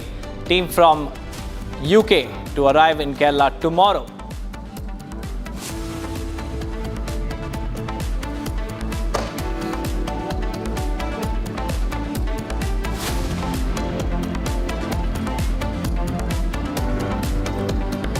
First up, viewers, we have big breaking news coming in from Bijapur in Chhattisgarh, because encounter is currently underway between security forces and Maoists. The encounter has been going on since early this morning in Indravati National Park area bordering Dantewada and Bijapur. 2 Maoist terrorists have been neutralized. It's a big win for our forces in this encounter. The 2 Maoist terrorists have been eliminated, and this is the fight against Red Terror. Union Home Minister Amit Shah had vowed to end Red Terror in the next 2 years, within the next 2 years, and now the operation continues in Chhattisgarh, where 2 Maoists have been neutralized. Bharat is also joining us live. Bharat, tell us about this encounter in Bijapur. 2 Maoist terrorists have been killed. देखिए, मैं आपको बता दूं, जिस इलाके पे मुठभेड़ चल रही है वो पूरा इलाका एक तरीके से इंद्रावती का कोर इलाका कहा जाता है। वो पूरा इलाका एक तरीके से माओवादियों के कब्जे पे है, ऐसा कहा जाता था। लेकिन पुलिस उस इलाके पे पहुंच रही है और लगातार मुंह तोड़ जो जवाब है वो दे रही है। जिस तरीके से जानकारी बाहर निकल के आ रही है, पुलिस की जो एक टुकड़ी है एसटीएफ डीआरजी और जो पुलिस के जो संयुक्त बल है, वो पूरे जिस तरीके से जानकारी उनको मिलती है खुफिया एजेंसियों के द्वारा, उस पूरे इलाके पे, इंद्रावती के इलाके पे माओवादियों की मौजूदगी, यानी नक्सलियों की बड़े बड़े नक्सली जो हैं उस इलाके पे मौजूद हैं। बरसात का समय है, बरसात के समय में इंद्रावती एक ऐसा इलाका कहा जाता है जिस इलाके तक पहुंचने के लिए नदी नाले को क्रॉस करना पड़ता है। उस इलाके पे माओवादियों की मौजूदगी थी, यानी नक्सलियों की मौजूदगी थी। बड़ी संख्या में माओवादी जो हैं उस इलाके पे तैनात थे, वहां पे मौजूद थे, जिसकी सूचना पुलिस को मिलती है और जवाबी कार्रवाई के तौर पे एक ऑपरेशन चलाया जाता है, जिस ऑपरेशन में एसटीएफ डीआरजी सहित जो बीजापुर के जो संयुक्त बल है उस इलाके पे निकलते हैं। जब उस इलाके पे निकलते हैं तो उस दरमियान जो माओवादी हैं वो फायरिंग करने की कोशिश करते हैं, लगातार फायरिंग करते हैं, जिसकी जवाबी कार्रवाई के तौर पे पुलिस के जो जवान है लोकेशन लेते हैं, जिसको एलओ कहा जाता है। लोकेशन के तर्ज पे लगातार उस इलाके पे मुठभेड़ जैसी स्थिति देखने को मिलती है। मुंह तोड़ जवाब जो है जवान देखने की कोशिश कर रहे हैं, लगातार फायरिंग कर रहे थे, जिसका जो एक सफलता है वो देखने को मिली है। 2 माओवादियों को पुलिस के जवानों ने ढेर कर दिया है, जिसकी शिनाख्त अभी नहीं हो पाई है। उनके शव को रिकवर किया जाएगा, उसके बाद इसमें विवेचना की जाएगी कितने माओवादी थे, कितने नक्सली थे, कितने घटनाओं पे वो शामिल थे, किन किन घटनाओं पे उनकी सक्रियता देखी जा रही थी, कितनी बड़ी घटनाओं पे वो शामिल थे। इन तमाम विषयों पर चर्चा और विवेचना का विषय, ये प्रश्न का विषय बना रहेगा। हालांकि अभी जो खबर अपडेट जो बाहर निकल के आ रही है, सबसे बड़ी जो अपडेट है, 2 माओवादियों को पुलिस के जवानों ने ढेर कर दिया है। पुलिस को एक बड़ी सफलता देखी जा रही है। बरसात के समय में भी जो जवान है वो रुक नहीं रहे हैं। जिस तरीके से कल गृह मंत्री बीजापुर पहुंचे थे, गृह मंत्री जब बीजापुर पहुंचे थे कल परसों, उस दरमियान उन्होंने कहा था कि हम चाहें तो 1 महीने पे नक्सलवाद समाप्त कर सकते हैं, लेकिन हम जवानों के हौसला और उनकी तारीफ, उनकी जो भुजाओं की ताकत है उनमें कोई संदेह नहीं करते। जिस तरीके से वो काम कर रहे हैं, कार्रवाई कर रहे हैं नक्सलियों के खिलाफ शांति वार्ता के लिए, एक वाकई सराहनीय पहल जो है देखी जा रही है। जी, बहुत बहुत धन्यवाद भारत हमारे साथ जुड़ने के लिए। With that, viewers, let's shift our focus back to Patna, because assailants, unknown assailants, have shot and have killed a known businessman, a very, very well-known businessman, Gopal Kimka, and the incident took place in Gandhi Maidan police station area. And what's more to this is that we have accessed the CCTV footage from Gopal Kimka's residence after he was shot at by these assailants. He was immediately admitted to the Mediversal Hospital, but unfortunately, he succumbed to his injuries. There you can see how assailants, unknown assailants, running towards Gopal Khemka's car, and they shot at him, and you can see them escaping. That is the killer. There you can see the killer there, who made away on a bike after carrying out the hit job on Gopal Khemka, the businessman. There you can see, viewers, the car that was behind Gopal Khemka's convoy tried to stop the assailant, but unfortunately, Gopal Khemka was left in a pool of blood inside his car. The FSL has taken into account the CCTV clippings in the aftermath from in and around this particular vicinity to ascertain who the killer is. But as per the CCTV footage, you can see a man wearing a helmet runs towards Gopal Khemka's car. He shoots at the businessman and then he escapes on his bike. This is exactly what happened last night, and all of this happened right outside Gopal Khemka's residence. There you can see the home caretaker there arriving at the gate without any information as to what happened outside the premises of Gopal Khemka's residence. The CCTV footage will now be analyzed by the SIT, which has been formed to probe the matter. And this is the first clinching CCTV footage that we have, where you can clearly see a bike-borne assailant, one man wearing a helmet, arrives at the car in which Gopal Khemka was traveling in. He shoots at the businessman and he escapes. We have Prakash also joining us live. Prakash, we have that clincher CCTV footage with us. It's on air, and you can see a bike-borne assailant arriving at the gate of Gopal Khemka's residence. And this CCTV footage, Prakash, clearly goes on to show how that the hit job was carried out by just one person who was wearing a helmet. The identity of the assailant remains unknown, and the police are now investigating the matter. Well, yes, we have ascertained the CCTV footage. Now, the CCTV footage clearly specifies the fact that the vehicle, Gopal Khemka's vehicle, comes from this direction, and thereafter, as and when it reaches this gate, it stops near this gate over here where I'm standing right now, and behind me is the CCTV camera. So once the person shoots, as I was telling you in the earlier broadcast, once the person shoots, that video is not clear because the CCTV camera and this particular pillar blocks the way. The shooting video is not available. But as a matter of fact, I'll ask my camera person to pan in a different direction. This is the area from where the assailant was standing. He was standing here, right here. Idhar. He was standing here, and as and when he saw the vehicle coming from that direction, he walks in and goes there on the gate, shoots, and then takes the exit route from this particular road leading towards Gandhi Maidan. So this is the area, but the exact picture of the assailant is not yet known. And he makes an exit towards the Gandhi Maidan and then takes the left turn. So there are other CCTV footages that has to be ascertained to identify, to get a clear identification of the assailant, who is the person concerned. But one thing is clear, that only one person was there who had shot Gopal Khemka, and there were other people also be involved because there would be a messenger also who would be involved, because the message would have been passed to the assailant that Gopal Khemka would be arriving. You have to wait and watch, and as and when he is traveling in so-and-so car, this color car, and as and when the car reaches the gate, he walks near the gate very easily and then shoots. We can see in the visual that how the gate man comes, and then a car was there behind Gopal Khemka's vehicle. He also makes a desperate attempt to get hold of the culprit, but the police is ascertaining the visuals as of now, of different visuals of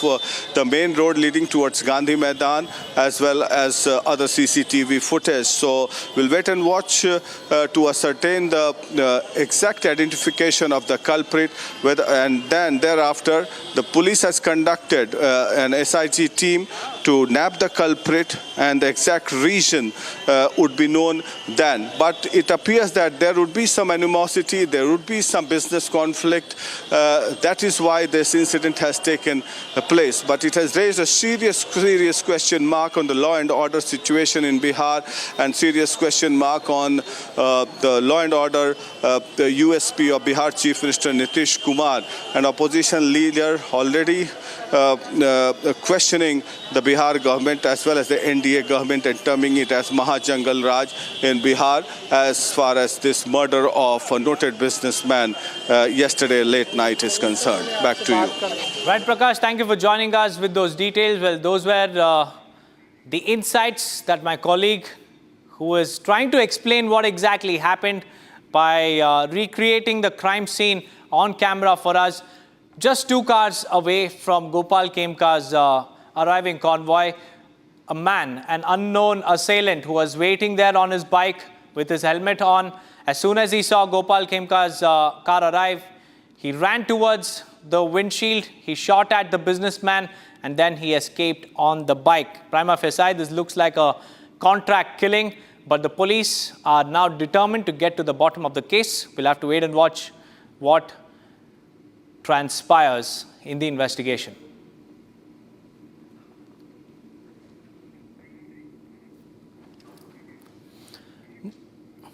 Moving on, viewers, a historic moment has unfolded as Prime Minister Narendra Modi addressed the Parliament of Trinidad and Tobago, strengthening centuries-old ties through shared heritage, culture, and also vision for the future. And this address marks a new chapter in the bilateral ties. Here's a complete story.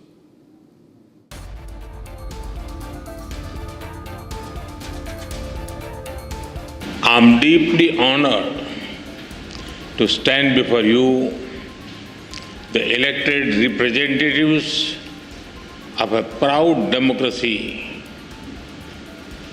and a friendly nation. I bring greetings from 1.4 billion people of India. I'm humbled to be the first Indian Prime Minister to speak to you in this iconic Red House. This historic red building has seen struggles and sacrifices of the people of Trinidad and Tobago for freedom and dignity. Friends, the people of this great nation have chosen two remarkable women leaders, the President and the Prime Minister. They proudly call themselves daughter of the Indian diaspora.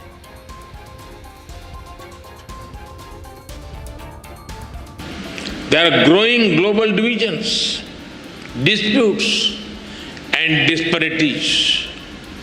The world is faced with challenges of climate change, food, health, and energy security. Terrorism remains a pressing threat. Terrorism is the enemy of humanity.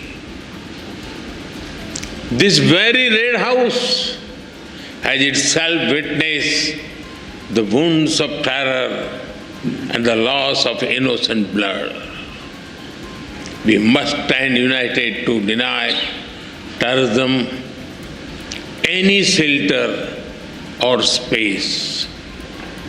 We thank the people and the government of this country for standing with us in our fight against terrorism.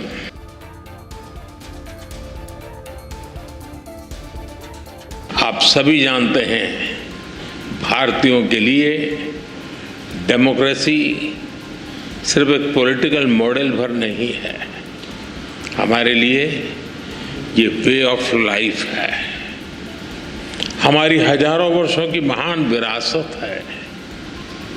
इस संसद में भी कई साथी ऐसे हैं जिनके पूर्वज बिहार से हैं, relationship between our two countries is based on the foundation of centuries-old bonds. 180 years ago, the first Indians arrived on this land after a long and hard journey. Oceans away, the Indian beats blended beautifully with the Caribbean rhythm.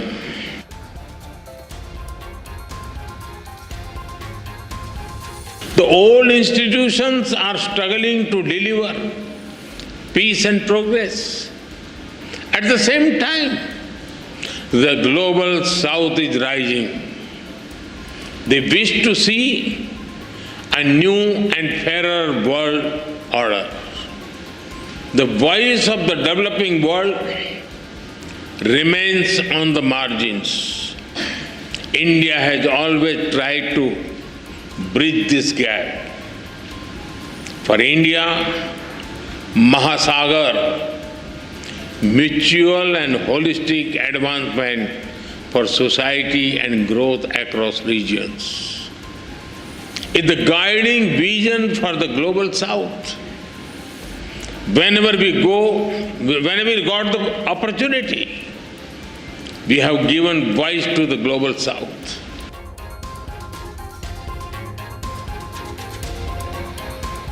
Friends, there is a natural warmth in the connection between our two countries. I must say, Indians are among the most passionate fans of the West Indies cricket team. We cheer for them with all our heart, except when they are playing against India. Together, you have built a nation that lives its motto, together we aspire, together we achieve. Just moving on to some shocking incident coming to light. Last evening in Jahazpur, a youth crashed his car into a cart of a person selling vegetables, and enraged by this, the people around that particular location beat him to death. The people, enraged mob, gathered outside Jahazpur police station. They started protesting as well after the murder of a youth. At the same time, MLA Gopichand Meena, along with the Superintendent of Police Dharmendra Singh Yadav, also reached the spot. People have demanded the arrest of the accused and warned of a fierce agitation. What started off as a minor road accident has now set the entire town in a frenzy, because a young man was beaten to death in broad daylight by a furious mob on the street, and now people have erupted in protest. We have Vaibhav also joining us live on this broadcast, and Vaibhav is en route Bhilwara. Vaibhav, a very good morning to you. Tell us what exactly happened in Jahazpur yesterday, and why was this youth beaten to death? ये भीलवाड़ा का जहाजपुर इलाका है जिस इलाके में ये पूरा प्रकरण हुआ है। महत्वपूर्ण ये है क्योंकि अब तक के ये सवाल था कि ये घटनाक्रम पूरा कैसे घटा, कैसे इस शख्स को लोगों ने कार से उतारा और वहां पर हुआ क्या था। ये वो तमाम सवाल थे जिन सवालों पर अब पूर्ण विराम लग चुका है, क्योंकि ये जो सीसीटीवी फुटेज सामने आया है इसमें बिल्कुल साफ देखा जा सकता है कि कैसे एक व्हाइट कलर की कार एक ठेले को टक्कर मारती है और टक्कर मारने के बाद इन लोगों में आपस में बहस होती है कि तभी वहां पर मौजूद भीड़ जो है वो इस शख्स को कार से बाहर निकालती है, उसे गेट खोलकर बाहर खींचती है और सीताराम नाम के शख्स की जो है वो पीट पीट कर हत्या कर दी जाती है। देर शाम पुलिस थाने के बाहर भी हमने देखा कैसे लोग जो है वो प्रदर्शन कर रहे थे और उनकी सिर्फ यही मांग थी कि जितने भी लोग इस पूरे घटनाक्रम में, इस पूरे इंसिडेंट्स में शामिल हैं, उन सभी लोगों पर सख्त एक्शन लिया जाए। लेकिन अब ये सीसीटीवी फुटेज जो इस पूरी कहानी को बिल्कुल साफ बताता है, इस फुटेज के सामने आने के बाद लोगों में आक्रोश अब और भी ज्यादा बढ़ गया है कि कैसे कैसे एक उन्मादी भीड़ एक शख्स की जान ले सकती है, कैसे एक भीड़ एक शख्स को कार के गेट खोलकर उससे बाहर जबरन खींचती है, उसे इतना मारती है कि उस शख्स की मौत हो जाती है। लोग अब इस वक्त अस्पताल के बाहर मौजूद हैं, प्रदर्शन कर रहे हैं। भीलवाड़ा के जहाजपुर का ये पूरा इलाका इस वक्त जो है वो कहीं ना कहीं से प्रदर्शन की आवाजों से गूंजता हुआ नजर आ रहा है और प्रशासन की भी कोशिश ये है कि इस सीसीटीवी फुटेज के जरिए उन तमाम चेहरों को दीपक आइडेंटिफाई किया जाए, उन चेहरों तक पहुंचा जाए जिन्होंने इस पूरी लिंचिंग को अंजाम दिया है। क्योंकि एक भीड़ एक हिंसक भीड़ का शक्ल ले लेती है और दीपक एक शख्स की पीट कर हत्या कर देती है और इतना मारती है उस शख्स को कि उसकी मौत हो जाती है। इस पूरे मामले के बीच हिंदू संगठन भी है जिनका यह कहना है कि इस मामले में जितने भी दोषी हैं उन सभी दोषियों पर सख्त एक्शन हो, उन सभी दोषियों को आइडेंटिफाई किया जाए, वो कौन लोग थे, वहां पर किस इंटेंशन के साथ पहुंचे थे, सीताराम को उन्होंने क्यों मारा, सीताराम के साथ क्या उनके पहले से भी कोई दुश्मनी थी। बहुत सारे angles are now under lens, but बहुत बहुत धन्यवाद हमारे साथ जुड़ने के लिए. Now let's move on to more breaking news that's coming in. Search operations have been launched in Kathua district after communication set of suspected terrorists was intercepted. Jammu Kashmir Police, Indian Army along with CRPF are carrying out searches in the area, and this after a communication set of suspected terrorists were intercepted by our forces. There you can see in the upper reaches of the forest area in Kishtwar, the search operations are currently underway. Gursimran is live with us. Gursimran, what's the status update from the search operation site? Have the forces made any headway? See, as we speak, the search operations are underway in the upper reaches of Najot, which is close to the Sukrala Mata temple in the Bilawar area of Kathua. It was yesterday late afternoon what we are being told that an intercept was made by the security forces.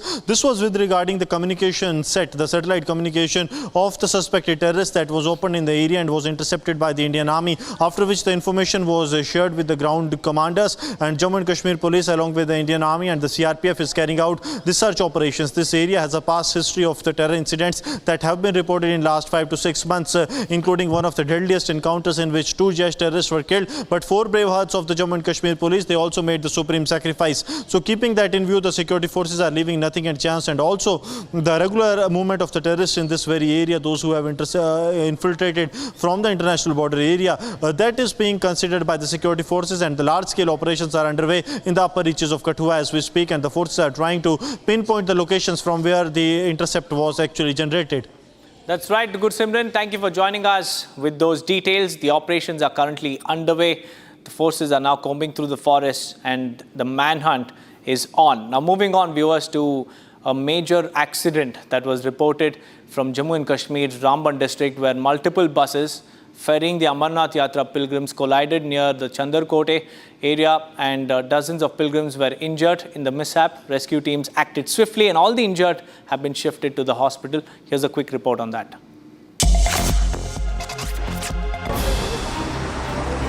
A convoy of Amarnath Yatra buses met with an accident in Ramban.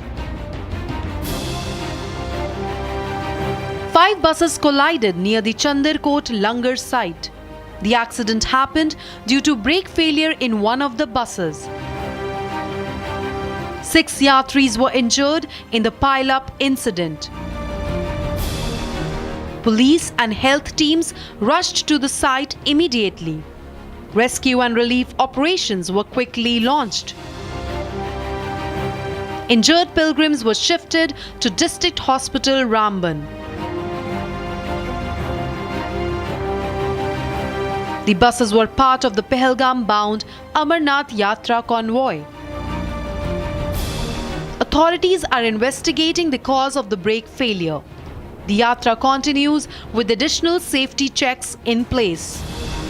The number of people that have been injured has risen to 36. That is what we are getting the confirmation from the officials of the Jammu and Kashmir government, that there have been 36 injuries to the pilgrims that were travelling in these buses that were heading from the Bhagwati Nagar base camp of Jammu to the Pahalgam base of the Amarnath Yatra. These Pahalgam bound buses, they were actually at halt at the Langar site in the Chandrakot when one of the bus that was approaching them, the driver lost the control. Possibly what is being said is due to the mechanical failure, the brake failure that has taken place, and he collided with 4 other buses in which the driver of the bus, he has some head injuries, we are told, and other 35 passengers have also been injured. So we spoke to the officials in the J&K government. They are telling us that all of the injureds, they are out of danger. There have not been any serious injuries is what they are telling us, and now what is happening, that the injureds are being treated, and very soon the alternate buses arrangement will be made, and these 36 passengers will too be sent to the Pahalgam base camp.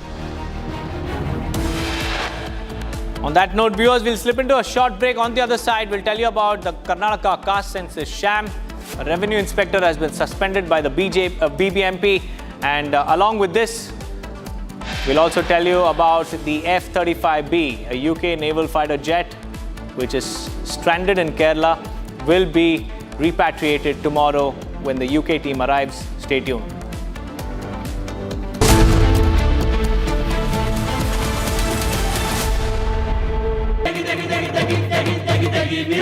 MDH की देगी मीरज, देगी मिर्च का तड़का, अंग अंग फड़का। MDH की देगी Miraj.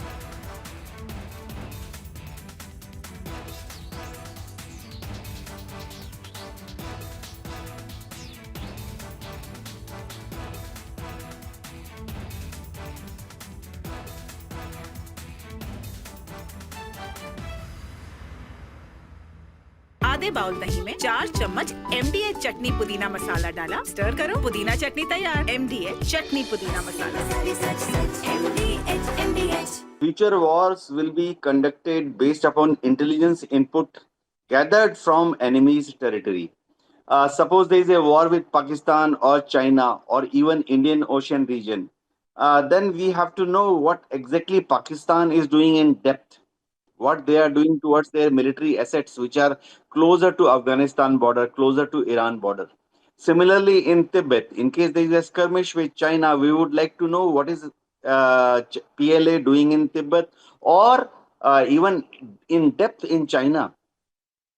Similarly, in case there is a war, Pakistan Navy or PLA Navy may operate from Indian Ocean region to cause damage to our coastal installations, both military as well as civilian. So we would like to know well in advance what they are up to. These kind of intelligence gathering activities were on earlier also, but they were not very organized on military scale. You see, earlier we had some satellites which ISRO had launched. We had cartograph series of satellites. We had RISAT.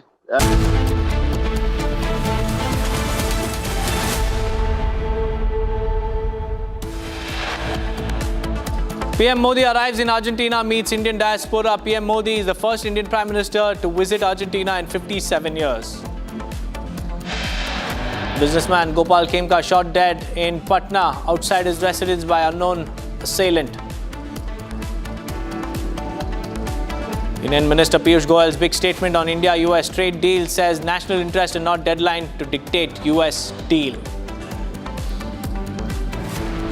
After Karnataka's fake caste census sham was exposed, BBMP suspends officer for negligence in the exercise.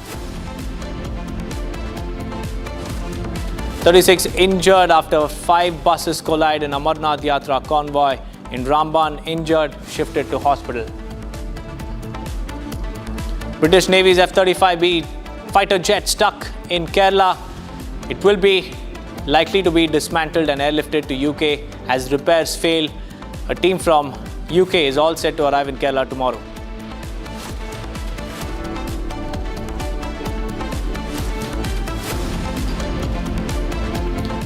A very good morning, viewers. It's 11:30 and you're watching Republic TV. I'm Deepak Suresh Kumar. Focus is on the BBMP because the BBMP's sham of a caste census survey has now attracted action.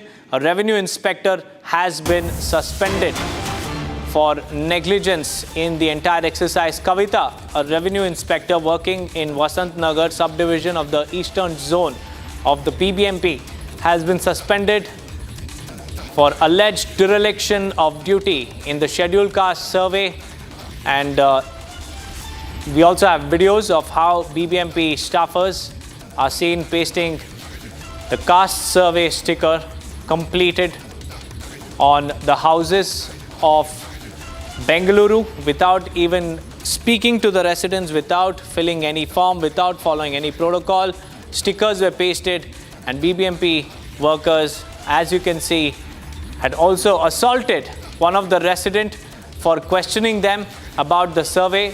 The BBMP, instead of responding to the resident and also clarifying why they have not followed protocols, they are seen beating up this man on the right side of your screens. There you can see how the BBMP is trying to cover up when questioned. And when this entire sham was exposed by Republic, only then the BBMP has now acted upon this particular case, and a revenue inspector identified as Kavita has been suspended for dereliction of duty.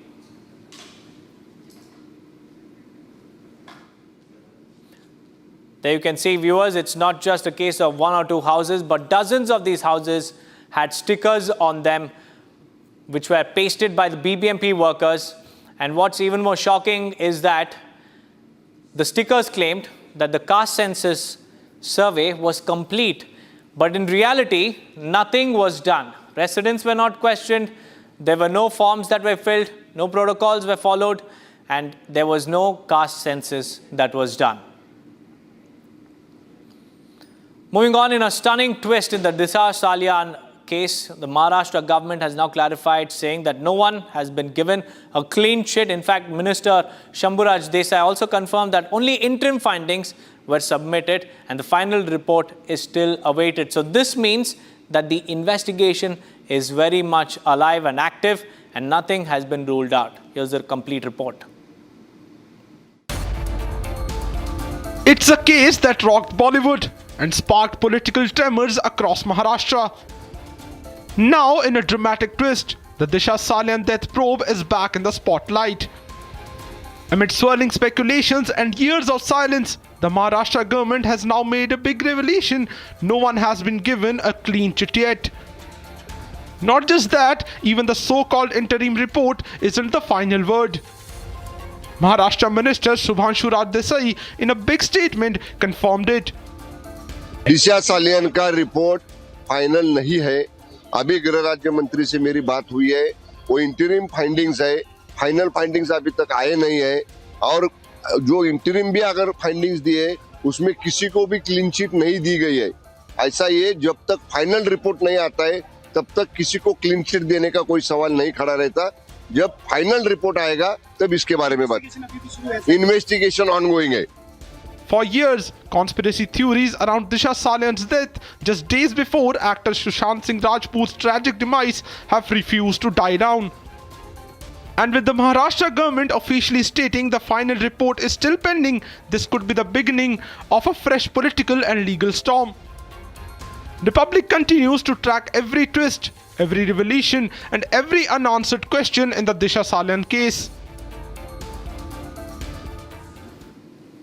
Moving on, viewers, an assistant executive engineer from Jal Shakti department has gone missing under mysterious circumstances in Jammu and Kashmir's Ramban district. His vehicle was found abandoned near the Chenab river, triggering a search operation. Here's a quick report.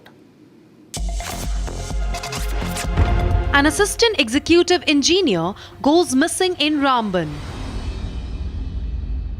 Missing officer identified as Parvez Ahmed Wani. Wani was posted in the Goul subdivision of Ramban. His car was found abandoned near the Chenab river. Vehicle was discovered parked along the river banks. Security forces and local teams rushed to the spot. A major search operation has been launched in the area.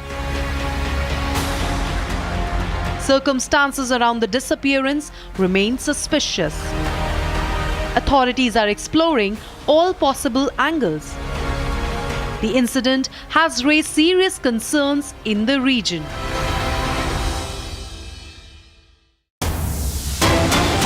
On to breaking news from Bijapur. Encounter is underway between security forces and Maoist terrorists, and the encounter is going on since morning in Indravati National Park area bordering Dantewada and Bijapur. 2 Maoist terrorists have been neutralized. It's a big win for our forces as the encounter is still underway. The fight against red terror continues on a war footing, and the joint forces who are locked in an encounter with the Maoist terrorists have successfully eliminated 2 of them. And the encounter is still underway in the Indravati National Park area bordering Dantewada and Bijapur.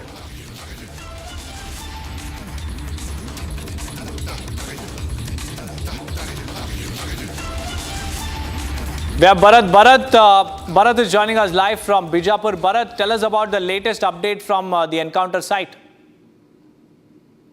देखिए बिल्कुल मैं आपको बता दूं जिस तरीके से जहां इनकाउंटर चल रही है वो पूरा इलाका एक तरीके से माओवादियों का एक तरीके से उनकी जनाधार वाला इलाका कहा जाता था इंद्रावती। उस इलाके पे यानी पहुंचना पुलिस को चुनौती होती थी, लेकिन बरसात के समय अगर माओवादियों के किले में अगर जवान पहुंच रहे हैं तो स्वाभाविक सी बात है जो 31 मार्च 2026 तक जो डेडलाइन तय किया गया, देश के जो गृह मंत्री है अमित शाह ने जो डेडलाइन तय किया गया जिसके तर्ज पे जो ऑपरेशन चलाए जा रहे हैं वाकई काबिल तारीफ है, क्योंकि जिस तरीके से जिस इलाके पे यानी इंद्रावती वो इलाका कहा जाता है जिस इलाके पे पहुंचने के लिए बड़ी जद्दोजहद करनी पड़ती है। सामान्य आदमी, शहर का आदमी या सामान्य सिविलियंस भी उस इलाके पे नहीं पहुंच सकता बरसात के समय में। नदी नाले उफान पर है, ऐसे जो जिला मुख्यालय का जो संपर्क है इंद्रावती से टूट जाता है। ऐसे में ऐसे विषम परिस्थितियों में अगर जवान उस इलाके पे पहुंच रहे हैं तो वाकई जिस तरीके से गृह मंत्री ने डेडलाइन तय किया है उसके तर्ज पर ऑपरेशन चलाया जा रहा है। 1 नहीं 2 नहीं 2 माओवादियों को पुलिस के जवानों ने ढेर किया है। ये पूरी कार्रवाई की अगर बात की जाए तो एसटीएफ, डीआरजी और इनकी संयुक्त जो ऑपरेशन थी इस ऑपरेशन पे एक बड़ी सफलता मिली है। हालांकि 100 को रिकॉर्ड कर दिया गया है, जवान जो है उस इलाके पे से आ रहे हैं और लगातार जो उनकी वापसी हो रही है और उस इलाके पे सग्र जो है वो भी तेज कर दी गई है। बताया जा रहा है कि बड़ी इनपुट मिली थी, छोटी मोटी इनपुट नहीं थी, बड़ी इनपुट मिली थी। इस इनपुट के आधार पे ही इस ऑपरेशन को चलाया गया था और इस ऑपरेशन में बड़ी सफलता मिली है। 2 माओवादियों को पुलिस के जवानों ने ढेर किया है। हालांकि इस पूरे ऑपरेशन पे पुलिस के जो उच्च अधिकारी हैं, बीजापुर एसपी डॉक्टर जितेंद्र यादव की अगर बात की जाए, वहीं आईपीएस मयंक गुर्जर की अगर बात की जाए, इस पूरे ऑपरेशन पर निगरानी रखी जा रही है कि क्या क्या स्थितियां उस इलाके पे निर्मित हो रही है। जवानों की भुजाओं की ताकत की बार बार तारीफ की जाती है छत्तीसगढ़ के गृह मंत्री के द्वारा। The encounter is still underway, viewers, and Bharat is reporting from very close to that particular encounter site. And as he mentioned, it is a stronghold of the Maoist terrorists, but our forces are unfazed. 2 of the Maoist terrorists have been eliminated so far. Now let's get you the quick updates from across the nation in Bharat in 1 minute. Bharat 1 Minute brought to you by Canara Bank. Together we can. Security has been tightened for the Bahuda Yatra. 100 police platoons, Rapid Action Force, Odisha Rapid Action Force and Coast Guard have been deployed. High security measures have been taken to avoid any untoward incident. Celebrations lined up as Tibetan spiritual leader Dalai Lama will celebrate his 90th birthday. Union Minister Kiren Rijiju also on the list of attendees. Flash floods across Mandi. Locals rush to the aid of the affected families with ration and first aid kits. CM Sukhwinder Singh Sukhu announced relief and packages worth 5,000 for rental assistance. Commissioner of Police Gurpreet Singh Bullar busted Pakistan-Malaysian drug ring in Amritsar. The network from Dubai to Pakistan is still being investigated. Recovered Glock pistols and heroin. 6 arrested for other drugs and Hawala nexus. RJD's Mrutyunjay Tiwari took a dig at Bihar. CM claimed that the state has descended into lawlessness after a businessman was shot dead outside his apartment.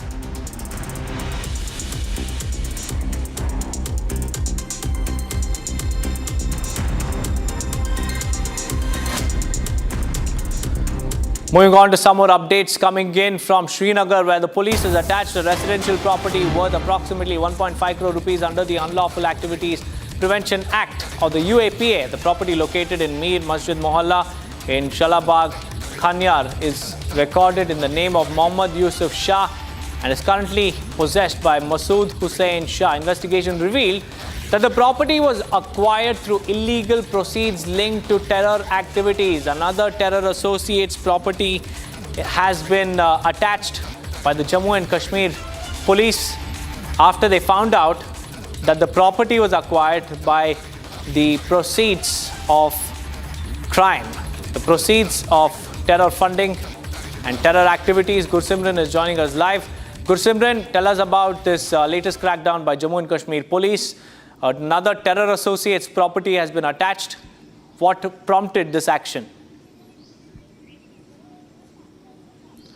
See, it is in the Mir Masjid Mohalla of the Isharabad Khaniyar where the Jammu and Kashmir police has acted, and under the Section 25 of the Unlawful Activities Prevention Act, after getting the court's order, the decision has been taken to attach this property. The property that belonged to Muhammad Yusuf Shah and is presently being acquired by his son Masood Hussain Shah has been attached by the Jammu and Kashmir police. The attachment was done early this morning, and it has been a total of 1.5 crore property that has been acquired from the proceeds of the terrorism that has been one of the instrumental weapon of these terror proxies, that how they acquire the money from the terror activities by supporting terror activities, and then they flourish by buying properties and investing it here and there. That has now been busted with the Jammu and Kashmir police attaching this property. We are told that it is 8 marla and 202 square feet of the land that has now been attached by the Srinagar police as part of its effort to totally wipe out the ecosystem of the terrorism in Jammu and Kashmir, especially those who are surviving on the money that is being sent and given by the Pakistani proxies so as to destabilize Jammu and Kashmir. But now the property has been attached and the further course of action will follow. Right, Gursimran, thank you for joining us with those insights. Moving on, viewers, let's shift our focus quickly to the Prime Minister's Trinidad and Tobago visit, because he has concluded that visit. He's currently in Argentina, but let's tell you about the historic moment that unfolded, because the Prime Minister addressed the Parliament in Trinidad and Tobago, strengthening the centuries-old ties through shared heritage, culture and vision for the future. The address of the Prime Minister marked a new chapter in the bilateral relations. Here's more.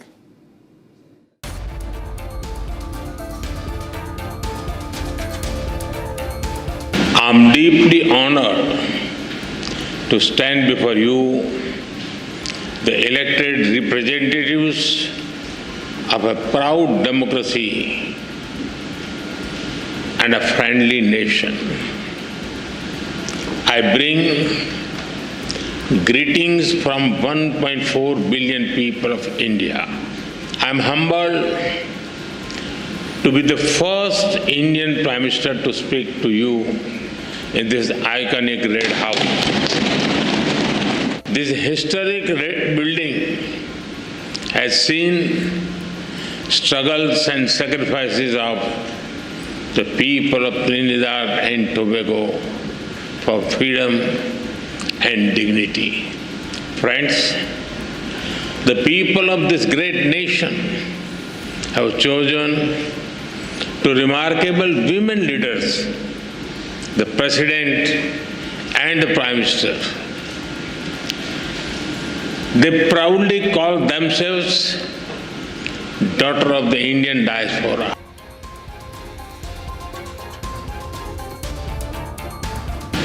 There are growing global divisions, disputes and disparities. The world is faced with challenges of climate change, food, health and energy security. Terrorism remains a pressing threat. Terrorism is the enemy of humanity. This very Red House has itself witnessed the wounds of terror and the loss of innocent blood. We must stand united to deny terrorism any shelter or space. We thank the people and the government of this country for standing with us in our fight against terrorism.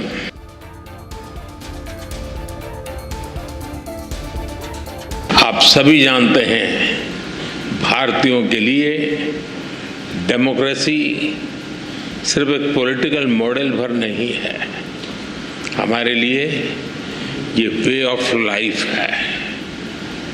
हमारी हजारों वर्षों की महान विरासत है।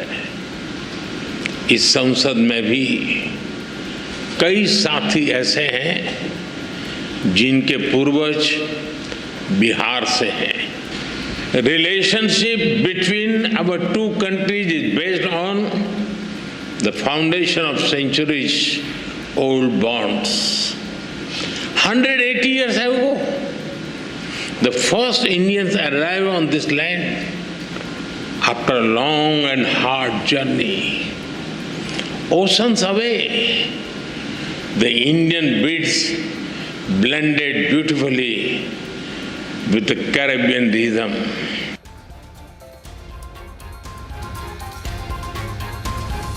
The old institutions are struggling to deliver peace and progress. At the same time, the global south is rising. They wish to see a new and fairer world order. The voice of the developing world remains on the margins. India has always tried to bridge this gap.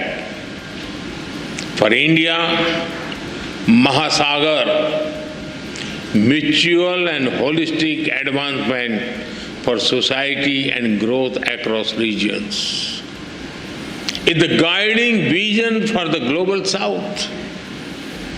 Whenever we got the opportunity, we have given voice to the global south.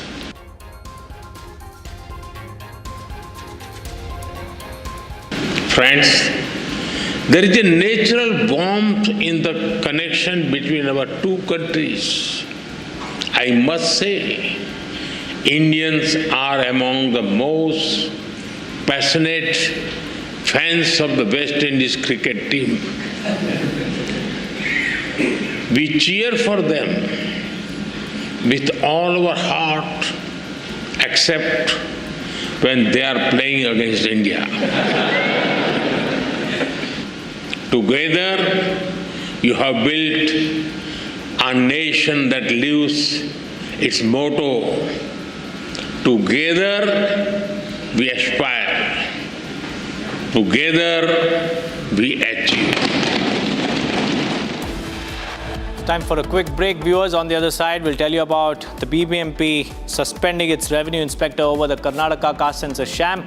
Along with that, we'll also tell you about the F-35 British jet that is stranded in Kerala. It may be dismantled and airlifted to UK as soon as the team arrives tomorrow. Stay tuned.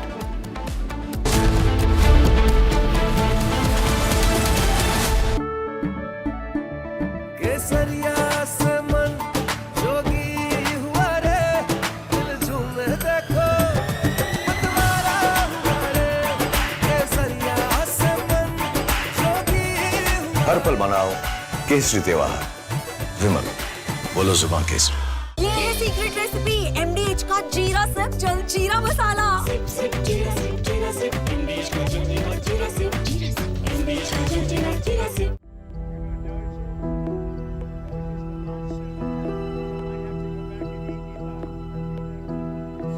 I don't know. I think we'll have to take a look. We might have to put Doge on Elon. You know what Doge is? Doge is the monster that might have to go back and eat Elon. Wouldn't that be terrible? He gets a lot of subsidies, Peter.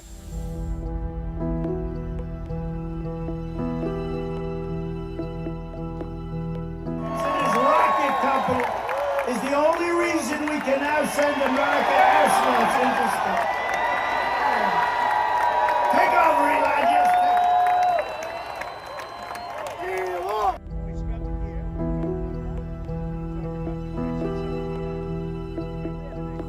But Elon's very upset that the EV...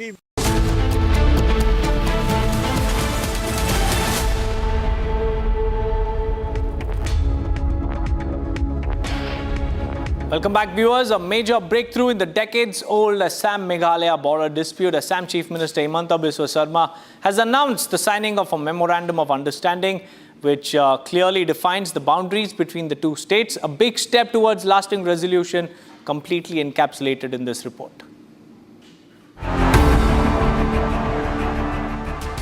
in a major step towards resolving the decades-old border dispute between Assam and Meghalaya.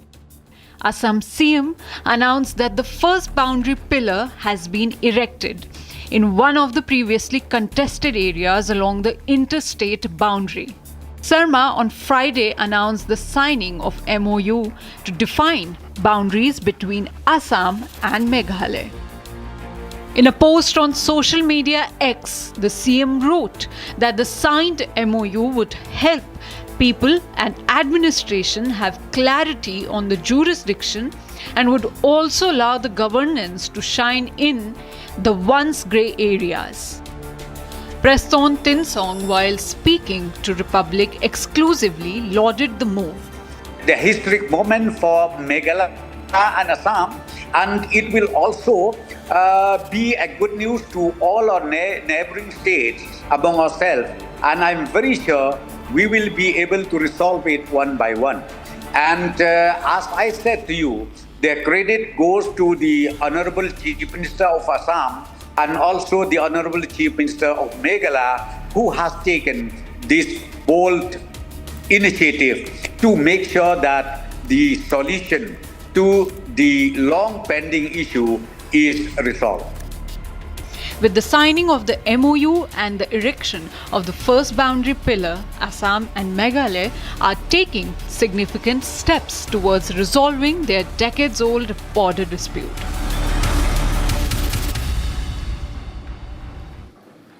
Moving on, Union Minister of Commerce and Trade Piyush Goyal has asserted that India will not sign a trade deal based on a timeline but set its own terms to negotiate an agreement. His comments came ahead of July 9th deadline when the pause on retaliatory tariffs will expire. Listen in. Bharat अपने शर्तों पर चर्चा करता है, अलग अलग देशों के साथ चर्चा चल रही है, यूरोपियन यूनियन हो, न्यूजीलैंड हो, ओमान हो, यूएसए हो, चिली हो, पेरू हो, कई देशों के साथ एग्रीमेंट की बात चल रही है। फ्री ट्रेड एग्रीमेंट तभी संभव होता है जब दो तरफा फायदा हो। It should be a win win agreement, और जब भारत के इंटरेस्ट को सुरक्षित रखते हुए national interest will always be supreme, वो ध्यान में रखते हुए अच्छा अगर डील बनती है तो भारत तो विकसित देशों के साथ डील करने के लिए कभी भी तैयार है। भारत कभी कोई ट्रेड डील डेडलाइन या समय सीमा के आधार पर कभी नहीं करता है। जब डील अच्छी बन जाए, पूरी तरीके से पक जाए और देश हित में हो, तब उसको हम स्वीकार करें। Time for a quick break. Viewers, on the other side, we'll tell you about what's on the table in Argentina as the Prime Minister has arrived there after his Trinidad and Tobago visit. Along with that, we'll also tell you about the businessman who was shot dead in Patna. CCTV footage has been accessed. Stay tuned for more details on the other side.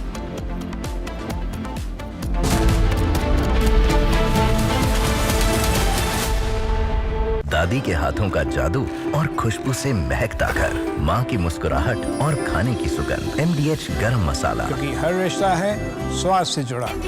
इसको घर पे लगाओगे तो शादी का तो पता नहीं, पर घर पक्का नहीं टूटेगा। रुंगटा नहीं तो घर स्ट्रॉन्ग नहीं। रुंगटा स्टील TMT बार एकदम सॉलिड।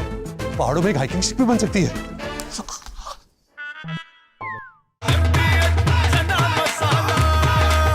अब छोलिया हो या लोबिया, सफेद चने या काले चने, सब कुछ मजेदार बने।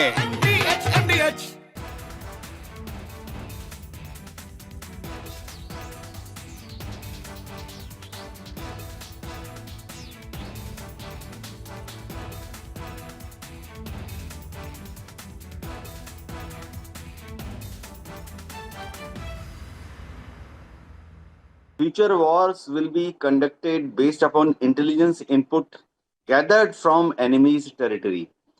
Suppose there is a war with Pakistan or China or even Indian Ocean region, then we have to know what exactly Pakistan is doing in depth, what they are doing towards their military assets, which are closer to Afghanistan border, closer to Iran border. Similarly, in Tibet, in case there is a skirmish with China, we would like to know what is PLA doing in Tibet, or even in depth in China.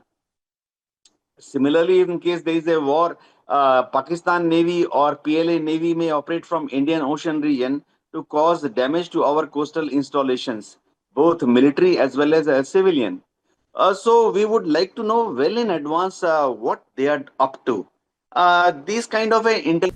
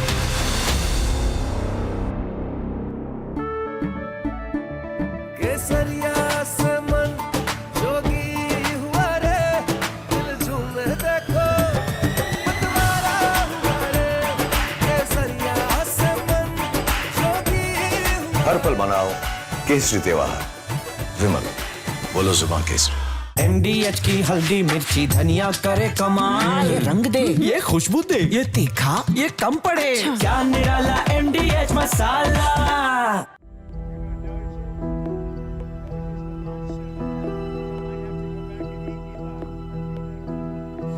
I don't know. I think we'll have to take a look.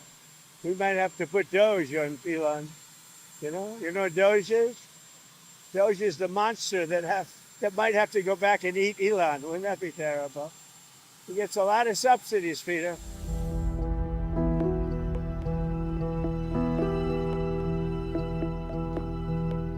His rocket company is the only reason we can now send America.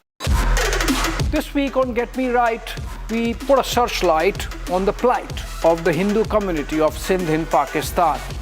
Their daily struggles just to be able to survive amid abductions, conversions, and targeting of their women. Also, is China deliberately hitting India's food security by squeezing the supply of specialty fertilizers amid Kharif season? And if yes, do we have a way out? Is an experiment with genetically modified crops worth a shot to increase India's agricultural output? Join me this weekend only on Republic TV.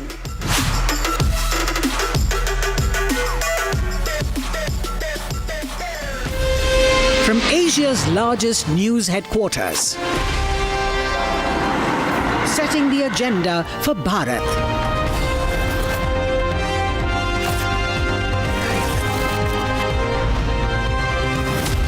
You're watching Republic.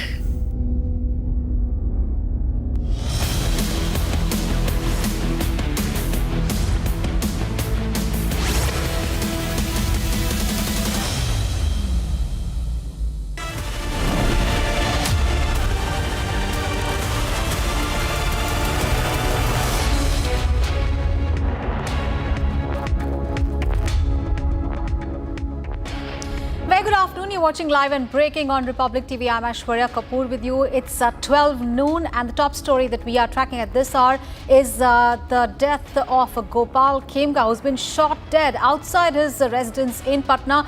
We'll be getting you all the updates on that big story and much more in the next half an hour. Here are the headlines first. Businessman Gopal Kimka shot dead in Patna outside his residence by unknown miscreants.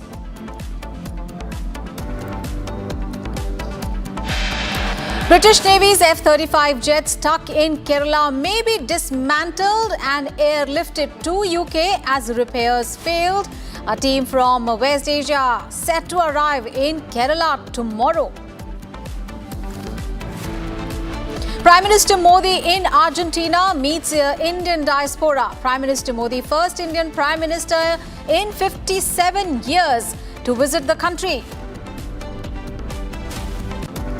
Security forces launch a search operation in Kathua. Suspected terrorist movement detected. After Karnataka's fake caste census, a sham exposed, BBMP suspends one officer for negligence in survey sticker pasting task.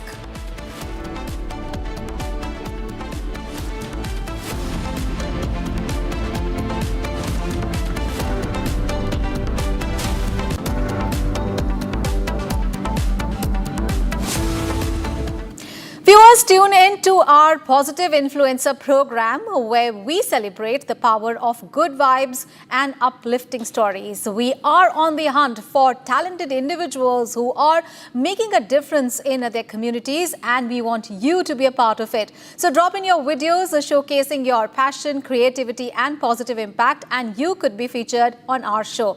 Whether you are a student, an artist, an activist, or simply someone with a heart of gold, we want to hear from you. So join our mission to amplify the good, share the love and inspire a wave of positivity across the nation. So send us your videos now and get ready to shine on the Positive Influencer program. And viewers, we have breaking news coming in right now. The workers of Raj Thakrae's party MNS have vandalized Sushil Kedia's office. MNS party workers have pelted the stone.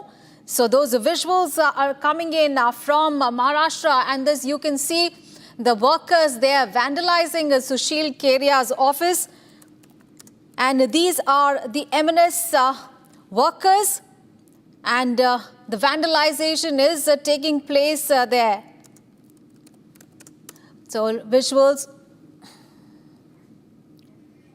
एक साथ आने वाले हैं, उसी इलाके में ये office है और वहाँ पे मन से कार्यकर्ता पहुँचे, नारेबाजी किया और नारेबाजी करने के बाद पत्थर फेंक कर वहाँ से निकल गए। ये जो वीडियो भी बनाया गया है मन से कार्यकर्ताओं द्वारा बनाया गया है। कहीं न कहीं लगातार ये कोशिश किया जा रहा है कि धमकाने की कोशिश किया जा रहा है जो हिंदी और मराठी का विवाद है महाराष्ट्र में। कहीं न कहीं जिस तरह से उत्तर भारतीयों को टारगेट किया जा रहा है, मीरा रोड में एक राजस्थानी व्यापारी को मारा गया और आज जिस तरह से केडिया के ऑफिस के बाहर पत्थरबाजी किया गया, कहीं न कहीं लॉ एंड ऑर्डर को लेकर कहीं कहीं सवाल खड़े हो रहा है। महाराष्ट्र के मुख्यमंत्री ने कल ही कहा था कि अगर भाषा को लेकर कोई भी कानून हाथ में लेता है तो कहीं न कहीं उसके ऊपर कड़ी कार्रवाई किया जाएगा, लेकिन मन से कार्यकर्ताओं ने कहीं न कहीं उस कानून को देख नहीं रहे हैं और कहीं न कहीं पत्थरबाजी कर रहे हैं। जी। So what we are witnessing is that MNS workers have vandalized the office of businessman Sushil Kedia, and this is after it was written on his X-frame that I will not learn Marathi, and that is what prompted the MNS workers to vandalize the office of Mumbai-based investor Sushil Kedia. So Sushil Kedia in his social media post had recently stated that he will not learn Marathi.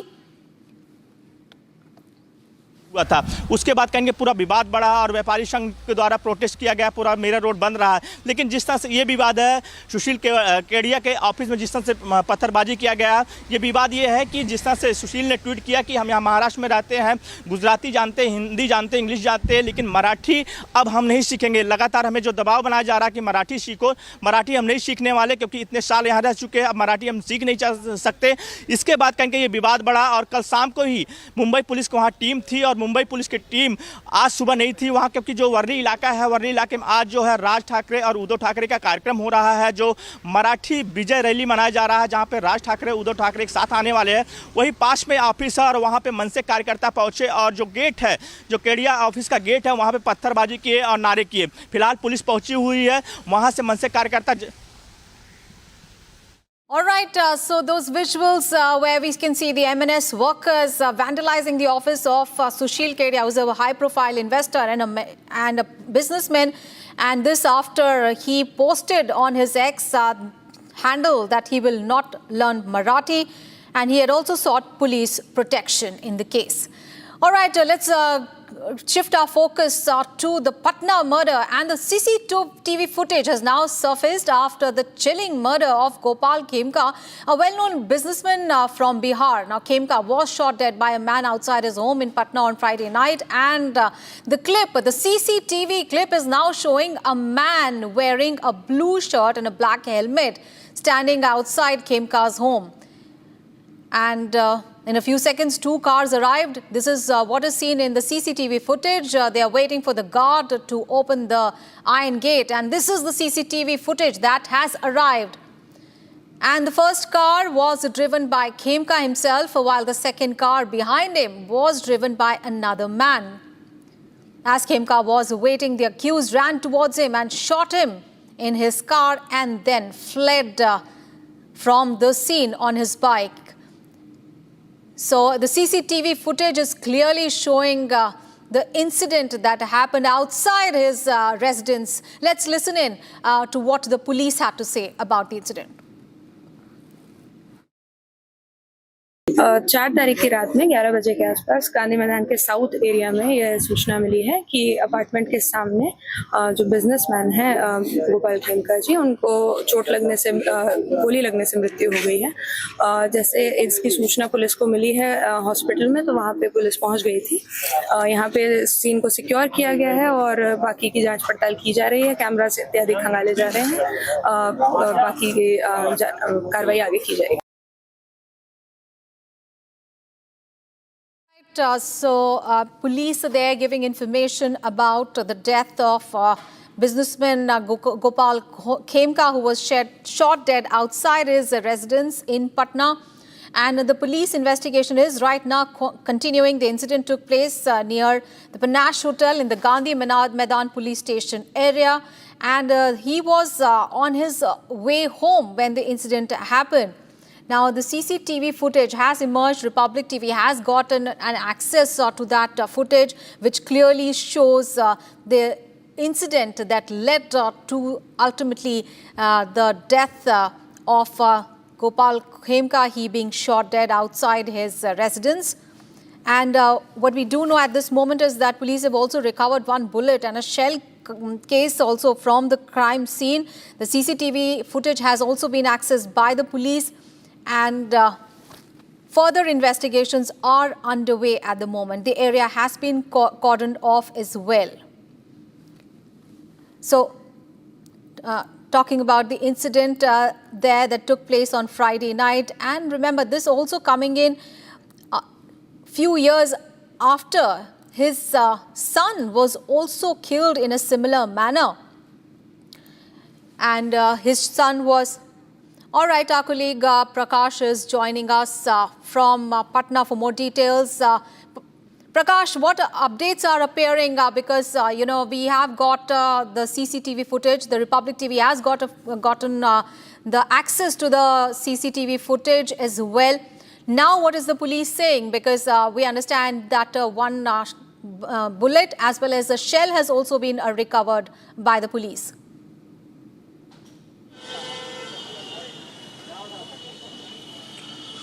Well, yes, the SIT team has started investigating into all the angles of the investigation. They have recovered the CCTV footage, the CCTV camera behind me. They have ascertained the video of that, which we are showing on television channels. That one shooter is shooting from point-blank range at Gopal Kimka, and thereafter he runs away on a bike. Now, the exact identity of that person is not yet known. Various CCTV footages on the roads leading to Gandhi Maidan and this area is also being ascertained and verified so that the exact picture and the visual of that person could be located, since he was wearing a helmet and the bike, the number of the that particular vehicle could also be located. Now, what could be the possible reason for the murder of Gopal Kimka is a question. He had multiple business interests, including healthcare, petrol pumps, real estate, land deals. So was there any animosity? That is the question, because earlier in 2018 his son was also murdered in Hajipur, 35 kilometers away from this particular spot. Then there was a firing incident that took place on his older brother, as well as a firing had also taken place on his younger son. So now Gopal Khemka is survived by his younger son, daughter-in-law and wife. Wife reached Patna from Delhi today morning. And it's a cold-blooded murder which has raised serious questions on the deteriorating law and order situation in Bihar, and opposition training guns on Nitish Kumar's law and order situation, as well as the governance in Bihar. So it's going to be a big talking point as far as the Bihar Assembly elections are concerned. Back to you. Absolutely. This incident happening just ahead of the assembly elections in the state of Bihar. Thank you so much for those updates there. We'll keep coming back to you for more on that big story that we are bringing to you. Meanwhile, let's now shift focus to Prime Minister Narendra Modi's five-nation visit. Prime Minister Modi has arrived at Buenos Aires on a two-day visit. But earlier, a historic moment really unfolded as Prime Minister Modi addressed the Parliament of Trinidad and Tobago. Strengthening a centuries-old ties through shared heritage, culture and vision for the future, his address marked a new chapter in India and Trinidad and Tobago's bilateral relationship. Here is the full story.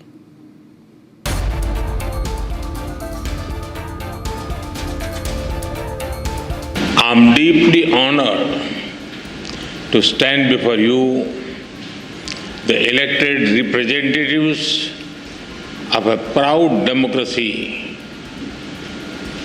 and a friendly nation. I bring greetings from 1.4 billion people of India. I am humbled to be the first Indian Prime Minister to speak to you in this iconic Red House. This historic red building has seen struggles and sacrifices of the people of Trinidad and Tobago for freedom and dignity. Friends, the people of this great nation have chosen two remarkable women leaders, the President and the Prime Minister. They proudly call themselves daughter of the Indian diaspora.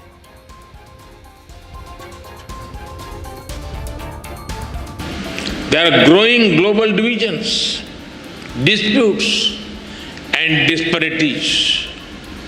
The world is faced with challenges of climate change, food, health and energy security. Terrorism remains a pressing threat. Terrorism is the enemy of humanity. This very Red House has itself witnessed the wounds of terror and the loss of innocent blood. We must stand united to deny terrorism any shelter or space. We thank the people and the government of this country for standing with us in our fight against terrorism.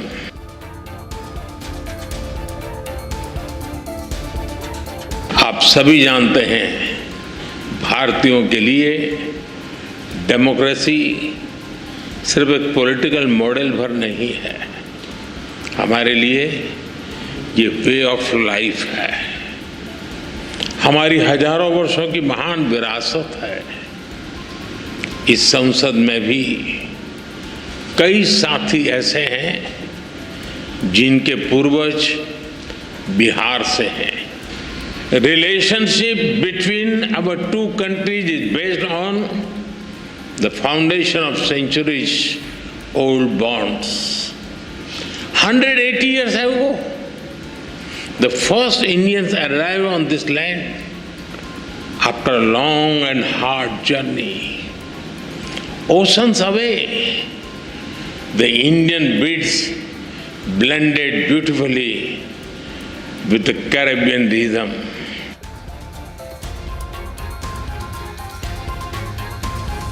The old institutions are struggling to deliver peace and progress. At the same time, the global south is rising. They wish to see a new and fairer world order. The voice of the developing world remains on the margins. India has always tried to bridge this gap. For India, Mahasagar, mutual and holistic advancement for society and growth across regions, is the guiding vision for the global south.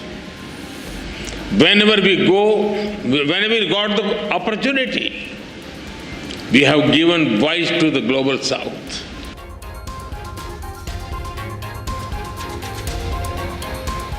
Friends, there is a natural warmth in the connection between our two countries.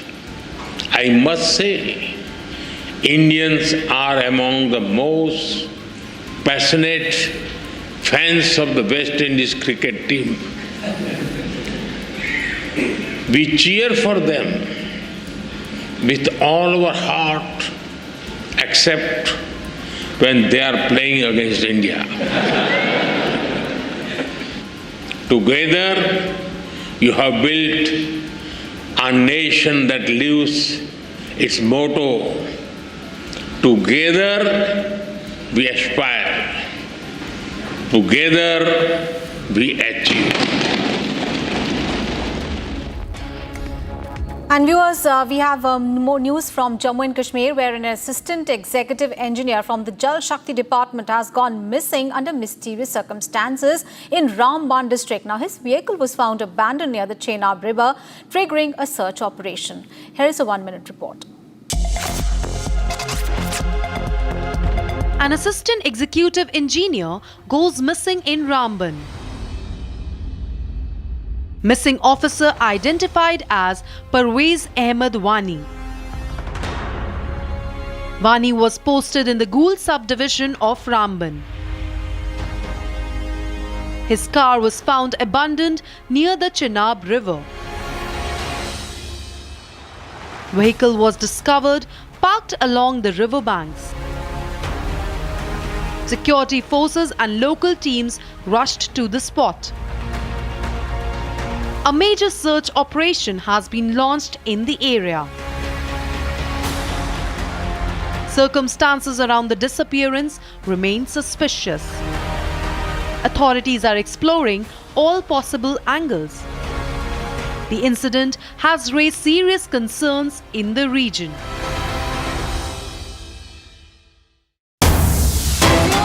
Breaking news coming in from Jammu and Kashmir, where a terror hideout has been busted by the J&K police and the Indian Army in Poonch district.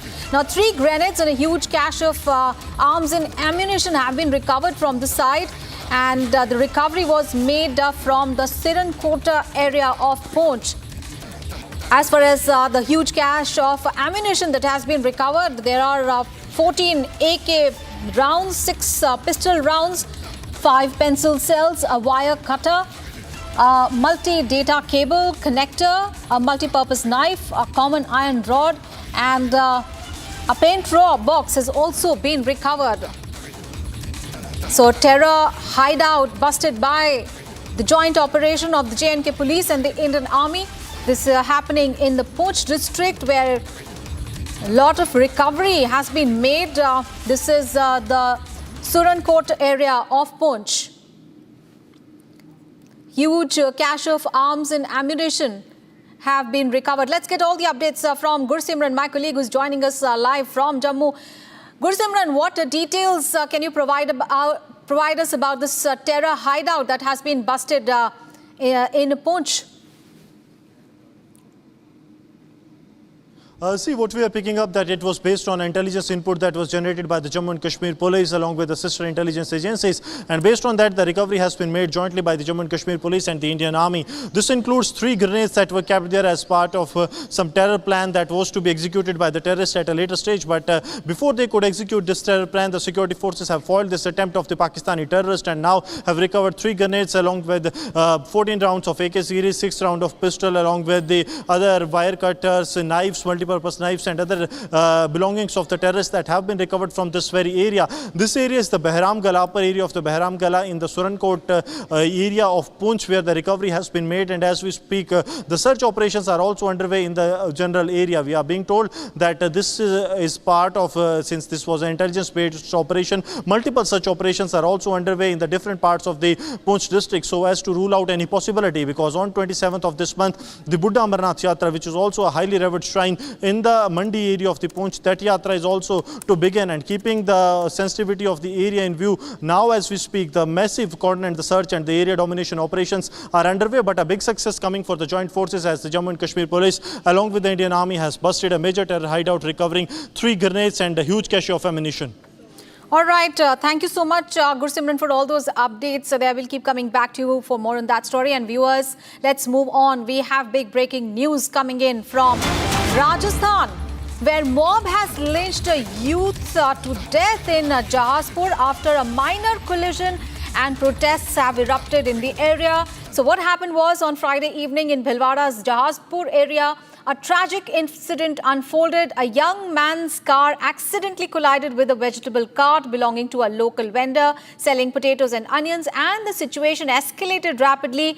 And in a fit of rage, the bystanders there attacked the young man, resulting in his death. And the incident has triggered widespread anger among the local residents who gathered outside the Jahazpur police station. They protested, and this protest also grew intense, prompting the arrival of the local MLA as well and the police as well. Let's get all the updates from Weber, our colleague who's joining us from Bhilwara. Weber, what more details you can provide us, because we understand that now there has been an increased police presence outside at the scene of the crime as well as the hospital as well. What more details you can provide us? और देखिए, बिल्कुल भीलवाड़ा का ये जहाजपुर इलाका है जहां पर ये पूरी घटना घटी। एक शख्स जो सफेद कलर की गाड़ी में आपको नजर आ रहा होगा, वो एक ठेले को टक्कर मारता है और टक्कर मारने के बाद वहां पर भीड़ जुटती है और भीड़ उस शख्स को, सीताराम जिसका नाम है, उसे जबरदस्ती गेट से बाहर खींचती है और उसे इतना मारती है कि सीताराम की मौत हो जाती है। ये तय था। इस पूरे मामले के बाद विवाद जो है वो बढ़ेगा। तमाम हिंदू संगठन जो है वो देर शाम जो है थाने के बाहर पहुंचते हैं, वहां पर धरना प्रदर्शन करते हैं और इस पूरे मामले में सख्त एक्शन की बात कर रहे हैं। लेकिन जब सीताराम की मौत हो जाती है और उस मौत के बाद जब ये सीसीटीवी फुटेज सामने आता है, जिस वीडियो में बिल्कुल साफ देखा जा सकता है कि कैसे एक कार एक ठेले को टक्कर मारती है, उस ठेले पर जो शख्स मौजूद रहता है वो भीड़ वहां पर आसपास की बुलाता है, उस कार वाले को लोग घेर लेते हैं और न सिर्फ घेरते हैं बल्कि उसकी हत्या तक कर देते हैं। अब क्योंकि फिलहाल पोस्टमार्टम को लेकर भी स्थानीय लोगों का, हिंदू संगठनों का ये कहना है कि जब तक के इन सभी आरोपियों को आइडेंटिफाई नहीं किया जाएगा, जब तक कि इन सभी का आइडेंटिफिकेशन के बाद इनकी गिरफ्तारी नहीं की जाएगी, तब तक के वो लोग इस शव का जो है वो अंतिम संस्कार नहीं करेंगे। प्रशासन लगातार धरपकड़ कर रहा है और इस वीडियो के आधार पर उन तमाम चेहरों को आइडेंटिफाई कर रहा है जो इस पूरी वारदात में शामिल थे, जिन्होंने सीताराम की पीट कर हत्या की है। पुलिस के लिए चुनौती यह है क्योंकि भीड़ बहुत ज्यादा है। ऐसे में उन तमाम चेहरों का, उन आरोपियों का पहचान कर पाना, उन आरोपियों की गिरफ्तारी कर पाना एक बड़ी चुनौती पुलिस के लिए जरूर है। और इन चुनौती Absolutely. So what the police are looking at is right now looking at the identification of all the miscreants who caused the death of the young man in Bhilwara. Thank you so much for all those updates there. And viewers, we'll also now take a look at some other news from across the nation in Bharat in One. Bharat 1 Minute brought to you by Canara Bank. Together we can. Security has been tightened for the Bahuda Yatra. 100 police platoons, RAF, ODRF and the Coast Guard have been deployed. High security measures have been taken to avoid any mishap.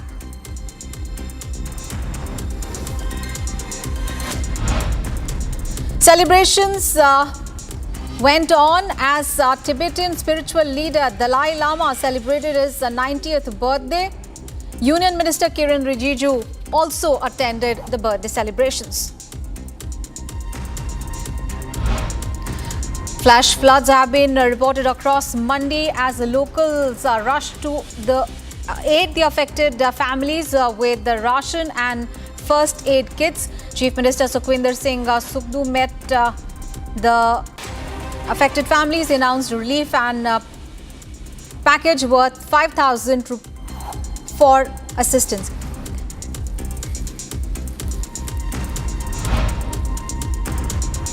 A network of arms narco ring has been busted. The network from Dubai to Pakistan is being investigated, and investigating agencies have recovered pistols and heroin.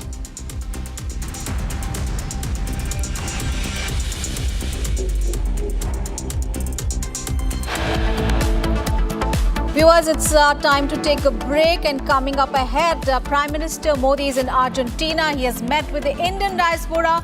Prime Minister Modi is the first Indian Prime Minister in 57 years to visit the country.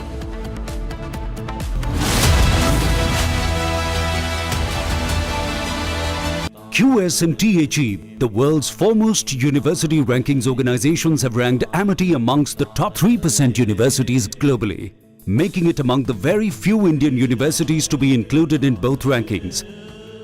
Yet another top ranking for Amity University.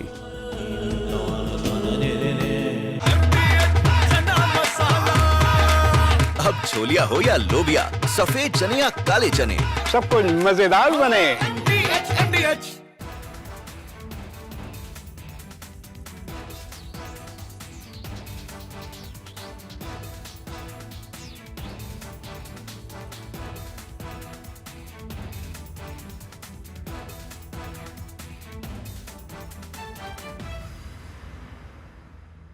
Future wars will be conducted based upon intelligence input gathered from enemy's territory.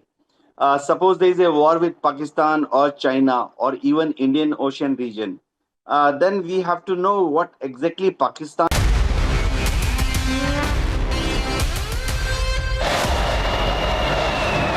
They say the gods walk among us, but once a year, in Puri, we walk with them. More than a festival, it's faith in motion, a journey carried by hearts, hands, and hope. This year, kindness walks with devotion, as meals of faith and warmth reach lakhs, nourishing not just bodies, but souls. When we serve devotion, you serve the divine.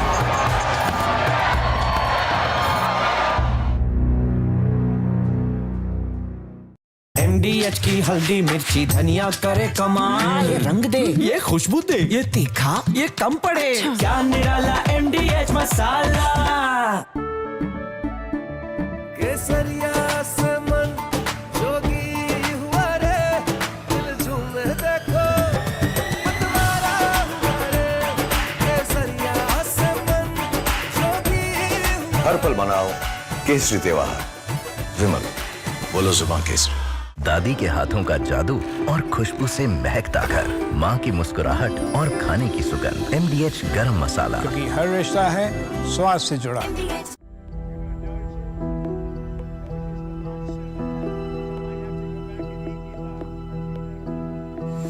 don't know. I think we'll have to take a look.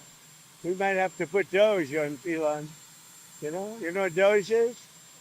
Doge is the monster that might have to go back and eat Elon. Wouldn't that be terrible? He gets a lot of subsidies, Peter.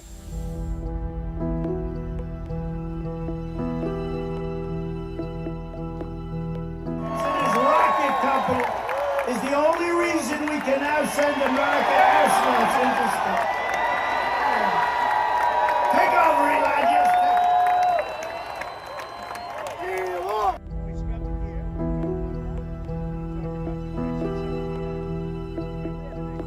But Elon's very upset that the EV mandate is going to be terminated. And you know what? When you look at it, not everybody wants an electric car. I don't want an electric car.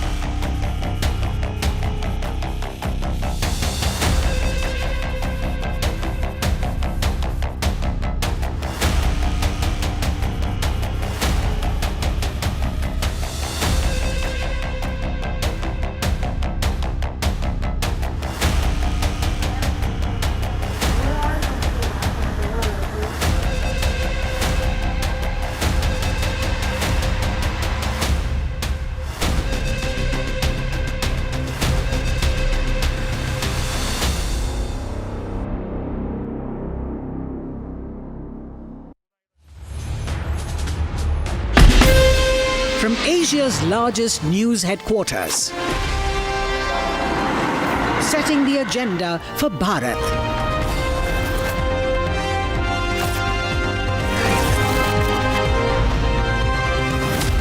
You're watching Republic.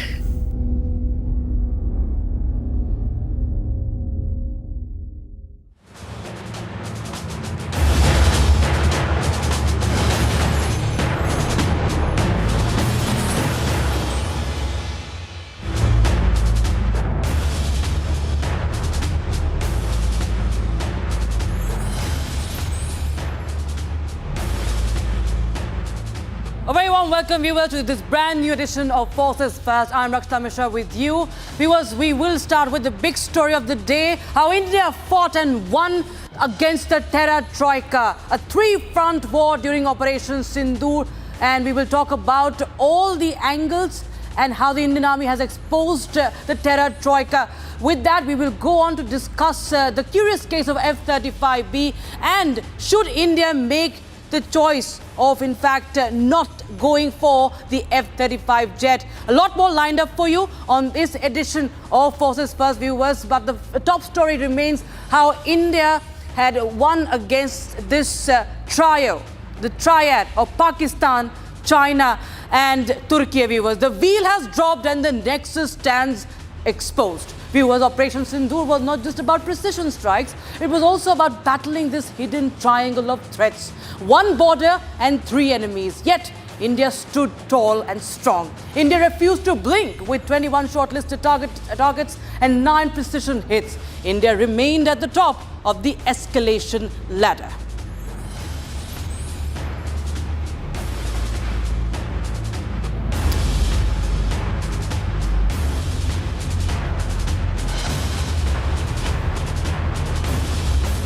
So viewers, Lieutenant General Rahul R. Singh revealed how China armed Pakistan and how Turkey backed it. Now, live intel from China was given to Pakistan. Drones from Turkey were supplied, and India was not just fighting Pakistan. And an overwhelming 81% of Pakistan's military hardware is of Chinese origin, with China using the country like a live laboratory to test its military tech. This is what has been outlined by the Deputy Chief of Army. Listen. Pakistan was the front face. We had China providing all possible support. And it's no surprise because if you were to look at statistics, in the last 5 years, 81% of the military hardware that Pakistan is getting is all Chinese, 81% of that. So it's no surprise. And another thing that China perhaps has seen is that he is able to test his weapons against, say, various other weapon systems that are there. It's like a live lab which is available to him. So it's a good, that is what is something we have to be very, very cognizant about. Again, Turkey also played a very important role in providing the type of support that was there. There was a message from the military operations, Pakistan, that they would want a ceasefire. And the reason why this particular thing happened, because there was a punch that was ready and they realized that that hidden punch, in case that comes through, Pakistan would be in a very, very bad condition. So that was the reason why they asked for a ceasefire. So there you heard. The Indian Army has set the record straight. Colonel Shailendra Singh, defense expert, joins us on the broadcast. Colonel Singh, thank you so much for joining us on Republic TV on Forces First. And, you know, this is something that we all know. We knew about the Turkish drones. We know how China has been the so-called all-weather ally. But we do understand it was using Pakistan as a borrowed knight. And it was like a live laboratory, sir. And also now, this is a axis of terror, axis of evil, so to speak, that India is now battling. How big you think is the challenge? Yes, India did prevail over them, but from here onwards, what are the lessons we are learning and what is the approach that our forces should take now?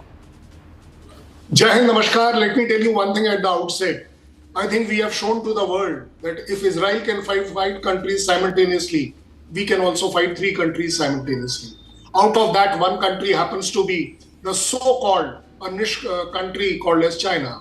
More important is what Rahul is saying, Rahul is an absolute straight ramrod officer who will face truth as truth. And two parts comes out very clearly. We should be very sure about it. Any conflict with Pakistan will always be supported by China, Turkey or XYZ, somebody or the other. So we will have to always cater for that. We will have to plan for that. Coming down to the next level of it, China, whether we are a live lab or whatever lab, they are increasingly realizing that India has something which can defeat all three of them. You kept providing the live vectors and threat, and we did our job and came back also. You couldn't stop us. Bigger worry is Turkey. Giving drones is not the problem, but deploying the men to operate those drones is a matter of very grave concern. I think Rahul has brought out another thing very clearly. For our populated cities, we need to upgrade our air defense system, because future war, you will see Pakistan will be characterless the way it is to strike at our population center. I think I'm prepared to say even to that extent that we can take examples from the world. Let us concentrate that we have a war coming, and only then we will be prepared for it. If you think that war will not come, I think you will go wrong. Air defense is the requirement of the day. If you want to save your population, you want to save your industrial, cities, everything is dependent on that. Striking, losing, losses, very minor part of it. Whether you lose one aircraft or two doesn't make a difference. But what matters most when your civil population, suffers the casualty. So I think Air Force, Navy, India, all three need to combine together, and the government and the will of people should be, let us spend that 1 rupee extra and come out with air defense, which is immediate and catering for the imminent threat. If you're going to wait that by 30 or 35, 2035, you'll be raiding with a better kind of air defense. Right. It may not moving correct. So please do it now. It is the need of the day. It is the need of the hour. Right, sir. Colonel Sharendra Singh, thanks so much for joining us with your insights on that story. Viewers, now we get you how this fight is only expanding. Viewers, a diplomatic flight created strategic turbulence in Ankara. Now, Air Chief Marshal AP Singh's visit to Greece, the pictures of his visit made Turkey nervous already. And as India and Greece draw closer, there are reports coming in of potential missile deal that have certainly set off the alarm bells in Turkey. The special visit has sent shockwaves across the leadership of Turkey, as Turkey and Greece have been engaged in a long-standing conflict. To remind our viewers, the visit aimed at enhancing bilateral cooperation in operations and training, marking a significant step in strengthening the strategic partnership between the two air forces, especially after what India did in Operation Sindoor and the role of Air Force. Now, there are murmurs of a potential missile deal between India and Greece. And of course, Turkey is not ready for it. And to give us more of a perspective and context to it, we have, in fact, our expert on this. But just telling you, viewers, there's something else that is also brewing in Dhaka. Ankara is making bold moves, viewers. Erdogan is trying to woo Bangladesh as well. As reports say that Turkey is trying to get closer to Bangladesh. And Turkey is eyeing strategic foothold in Bangladesh. How? Because according to reports, top Turkish defense official is heading to Dhaka with a high-level meeting lined up with Bangladesh's interim leader, Yunus. It's not just diplomacy, viewers, it's about defense, drones and deeper designs. Now, I have with me a former diplomat, Ambassador Deepak Vora, joining us on the broadcast. Ambassador Vora, thanks so much for joining us on Forces First once again. And, India went cold on Turkey during Operation Sindoor, the boycott. Now what we see that India is in fact turning up the heat on Turkey with, these back-to-back visits. We've seen Prime Minister in Cyprus, we've seen Air Chief Marshal in Greece. Now this talk about the missile deal, which is now deemed as a master stroke. And at the same time, you have Turkey cozying up with Bangladesh. Well, thank you very much, ma'am. Always a pleasure to be with you and to learn from you. I just heard what Colonel Saab was talking about in terms of the forthcoming war. I hope it doesn't happen. That's our job to prevent these things happening. As far as Turkey is concerned, let me go back for a second and tell you, ma'am, that you give us all the information about what is happening. Colonel Saab gave us a great and a brilliant analysis of why it is, of how it is happening, while we try and figure out why it's happening. As far as China is concerned, very, very simple. He doesn't care about Pakistan. He uses it as some kind of slave, and if a few slaves die in the process of whatever he's doing, it doesn't matter. What is his relationship with India? We don't trust him. He dislikes India because we are a barrier on his path to global domination. His enemy is the United States, and he sees India as an obstacle. So keep encouraging Pakistan to kind of make trouble for India. As far as Turkey is concerned, ma'am, there is this feeling in this buffoon's head, who's now the president, there's some chap called Ard Darban, something like that, that we are the successors of the Ottomans. Remember that Babur, the first Mughal emperor, was also a Turkic-speaking fellow, also supposedly of Turkic origin. And thereafter, so they've said that we've ruled over the world, etc. He has these ideas. And now India is rightfully ours because Pakistan, which used to be a part of India, of British India, has acknowledged that I'm their god. They genuflect before me, so now why not India? And we, of course, told him where to get off. So Turkey doesn't like us at all. And we are now giving it right back to him that it takes two to tango. With Greece, for example, ma'am, you know, our bilateral trade is only about $2 or $2.5 billion. Not very much. We export aluminium, fish, and whatever. They send us a few things. But the big thing now is the defense component. This is truly rattling the Turks. Otherwise, what do the Turks have to do with Pakistan? Except for the fact, initially the Pakistanis said, oh, guys, we are all Arabs. The Arabs said, get lost, you are not. Then said, oh, we are Central Asians. Central Asians said, go away, you are not. Okay, we are Turks. And Turkey said, as long as you're willing to accept that you are my slaves, you can claim Turkish origin. This is where we are at the moment. We are giving it right back, not just in diplomatic terms, through Cyprus, etc., with Prime Minister looking at that part of Cyprus that is occupied by the Turks, but also through the defense deal. And this is a message to the world, ma'am. I say this very, very slowly. A message to the world, don't mess with Bharat. Absolutely. Because we back to you and we hit you harder than you will expect. Ambassador Vora, always a pleasure talking to you. Thank you so much for joining us with your insights, presented so precisely over there. Now, viewers, F-35B fighter, the curious case that continues. It's known as the stealth powerhouse. It has been stranded in Kerala for days now, the Royal Jet of United Kingdom.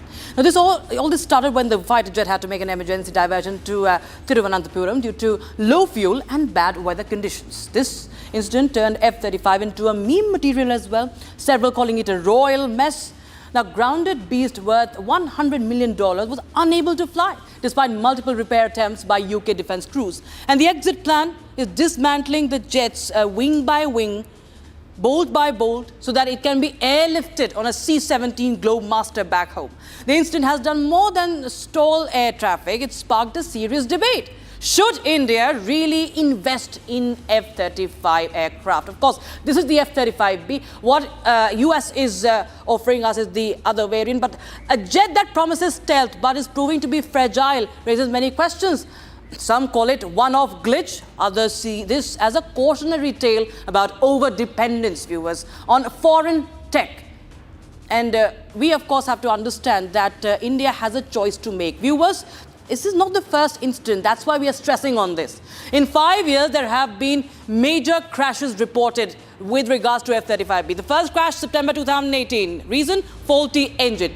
In 2020, F-35B jet collided mid-air with pilot ejected with injuries. Then in 2022, F-35B crash landed during vertical landing test. Pilot ejected safely, though the aircraft was heavily damaged. Another crash in 2024, last year, fighter jet crashed into New Mexico en route a test assignment. Now recently, viewers, just this year, fighter jet crashed during training mission in Alaska. Pilot experienced in-flight malfunction. And the important part is that wherever it crashed, it was also found in time. Now this has raised concerns. F-35B, talking about this particular aircraft, has seen frequent mechanical failures, recurrent hydraulic leaks and engineer faults. Crashed 9 times in 5 years at least, a statistic that is clearly concerning. Another point is that in modern warfare, drones have proven more effective than the fighter jets. And this is the costliest fighter jet in the world. Viewers, we've seen the usage of drone in the Russia-Ukraine war with Israel-Iran conflict as well. So now, the question why we are talking about this is that the Trump administration, Trump himself has been pushing India and many other countries to buy the F-35. Reason behind this? competition with Russia. The US Congressional Research Service estimates India will spend $200 billion, 17 trillion rupees that is, on defense in the next decade. So Trump wants the US to secure a major share of this expenditure. So what other option India has, viewers, here, other than F-35? This is Russia's Sukhoi, the Sukhoi 57. Viewers, we will talk about that. We will tell you, of course, why the Su-57 is important. But we also have a special guest joining us right now. Air Vice Marshal P.K. Srivastava, defense expert, joins us. Air Vice Marshal P.K. Srivastava, thanks so much once again for joining us on Forces First. There's a lot of talk about F-35. It's called one of the deadliest, it's the most expensive, and we've seen Trump's sales pitch for the same. But, there have been many faults in the F-35. There are many hidden troubles. And now this, of course, comes as a case in point what has happened in Kerala. Sir, you feel that India should not really go with the F-35?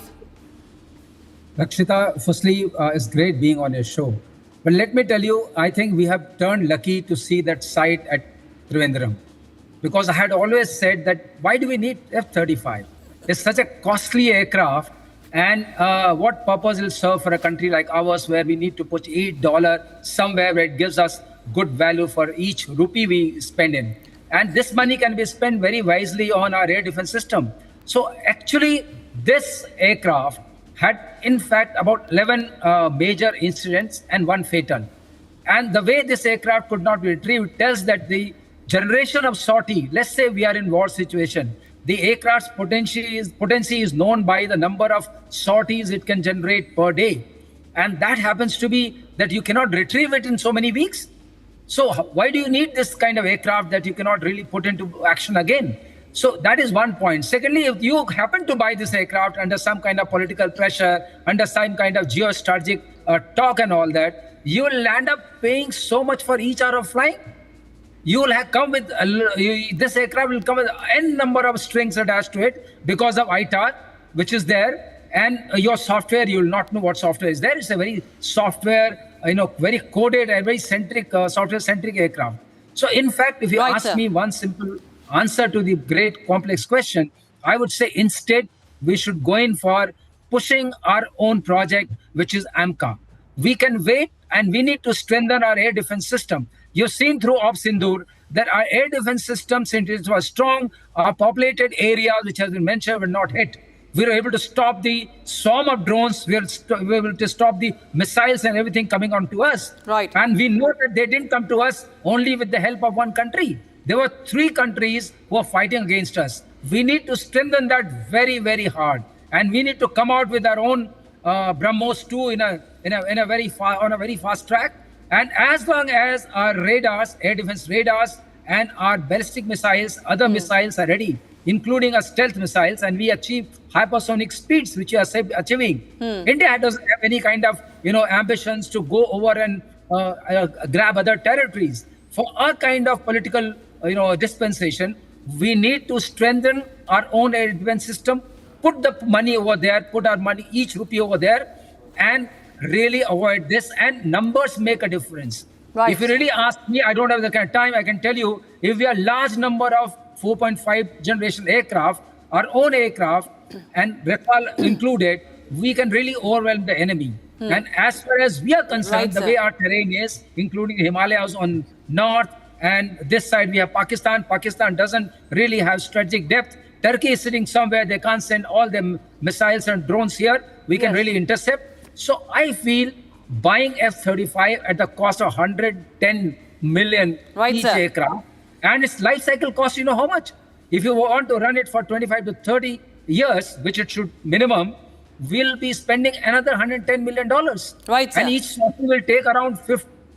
Right, sir. Air Vice Marshal P.K. Srivastava, thanks so much for joining us. We have to move on right now to the other big news from the world of defense for India. Viewers, the message is going out loud and clear. It goes 2,500 kilometers deep. We're talking about the Agni 5, once a nuclear deterrent. It's now reborn as a bunker buster. You heard this word, this phrase, during the Iran-Israel war. The DRDO now is developing a lethal indigenous bunker buster variant of the Agni 5 missile, a weapon that could obliterate underground enemy facilities deep beneath the mountains, concrete bunkers and fortified command centers. What sets this missile apart, viewers, is not just its raw destructive power, but its ability to travel at hypersonic speeds estimated between Mach 8 and Mach 20. That's nearly 10,000 to 24,500 kilometers per hour. At such speeds, enemy air defense systems become virtually useless. By the time detection happens, it's already too late.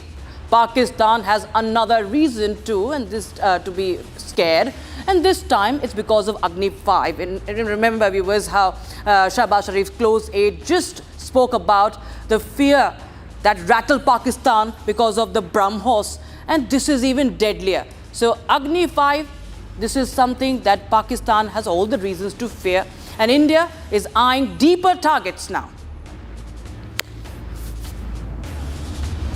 So this is the Agni 5 Unleashed, viewers. This is India's possible answer to United States' mother of all bombs. We heard about the bunker buster, the case of Fordo, the underground nuclear facility.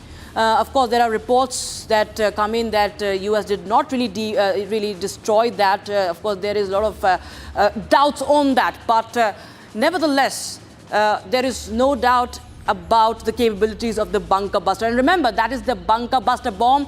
India is developing a bunker buster missile. So that is one stark difference. All right, viewers, now we shift our focus to the final segment. We deep dive now, viewers, into a transformative moment for India's defense landscape. A moment that not only fortifies our nation's security, but also redefines its place on the global stage. On 3rd of July, the Defense Acquisition Council, DAC, under the leadership of Defense Minister Rajnath Singh, approved a staggering 1.05 lakh crore rupee in capital acquisition proposals, a historic step towards modernizing our armed forces and cementing India's commitment to self-reliance through the Atmanirbhar Bharat initiative. This is more than a procurement milestone. It's a bold declaration of India's ambition to build a future where our defense capabilities are as indigenous as our resolve. So there you have what all India is looking at. Meticulously selected projects categorized under the Buy Indian IDDBM framework. Indigenously designed, developed and manufactured. They represent a seismic shift in how India equips its army, the navy and the air force. Cutting-edge armored recovery vehicles to advanced surface-to-air missiles, from electronic warfare systems to submersible autonomous vessels for the Navy. These acquisitions, viewers, are tailored to meet the challenges of modern warfare while reducing our dependence on foreign imports. And this comes in right after Operation Sindoor. The demand has increased. With over 99% of these projects sourced from the Indian industries, this decision is set to create thousands of jobs also and ignite technological innovation. A major boost, viewers, to Atmanirbharta in defense.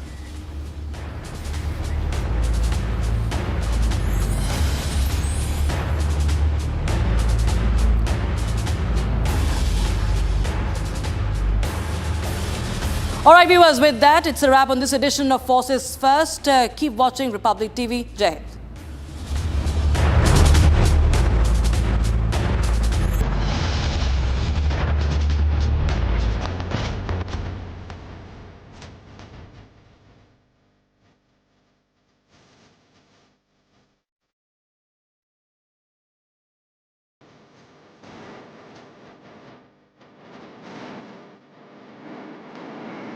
Hind.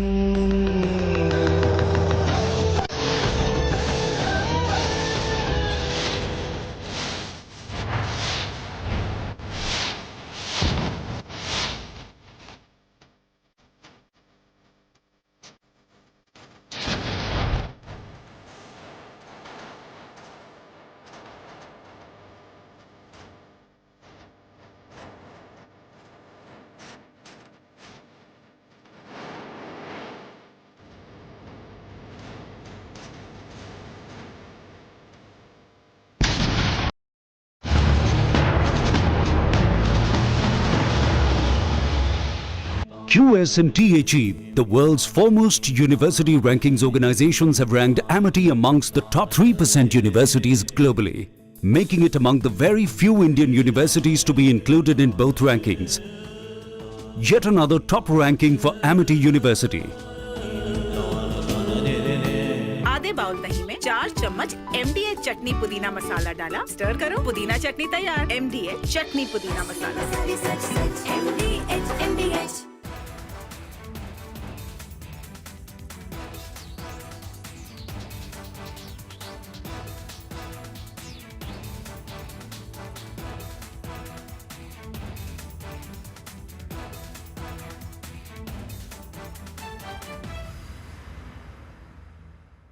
Secret recipe MDH का जीरा सिप जलजीरा मसाला।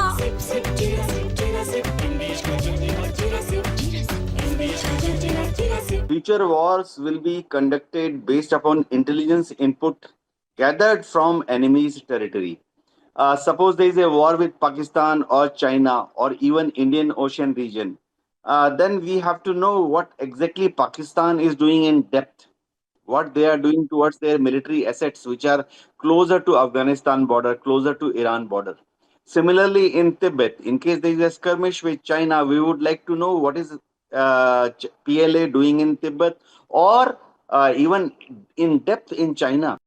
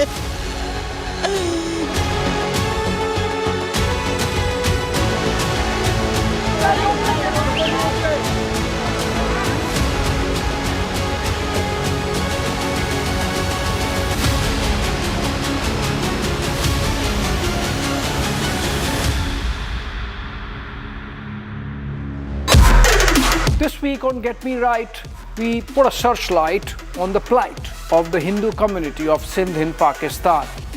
Their daily struggles just to be able to survive amid abductions, conversions, and targeting of their women. Also, is China deliberately hitting India's food security by squeezing the supply of specialty fertilizers amid Kharif season? And if yes, do we have a way out? Is an experiment with genetically modified crops worth a shot to increase India's agricultural output? Join me this weekend only on Republic TV.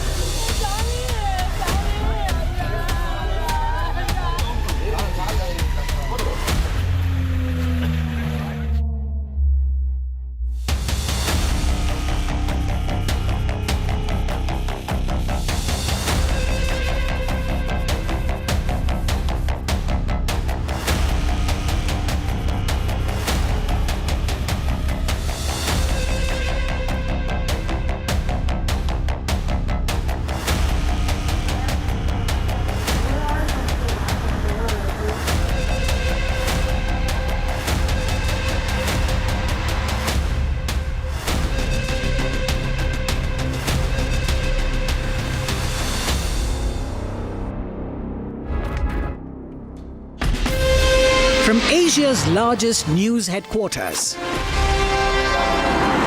setting the agenda for Bharat.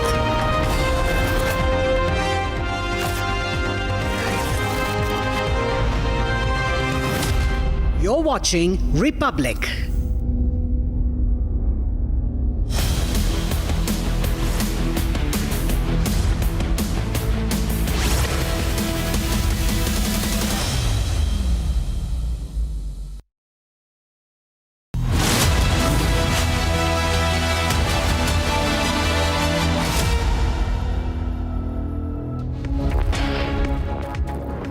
very good afternoon, ladies and gentlemen. Thank you for staying with Republic TV. You're watching Live and Breaking this Saturday with me, Oyana Mitra. We are continuing our coverage from Patna, where businessman Gopal Kimka has been shot dead. And now this case has sparked a massive political storm in the state just months ahead of the Bihar elections. So that and a lot more for you. But first, the headlines at 1 p.m.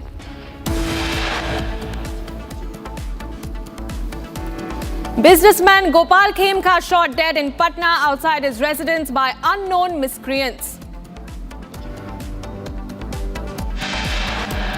British Navy's F-35 jets stuck in Kerala may be dismantled and airlifted to the United Kingdom as repairs failed. A team from West Asia is set to arrive in Kerala tomorrow. Prime Minister Modi in Argentina meets Indian diaspora. Prime Minister Modi is the first Indian Prime Minister in 57 years to visit the country. Security forces launch massive search operation in Kathua. Suspected terrorist movements detected.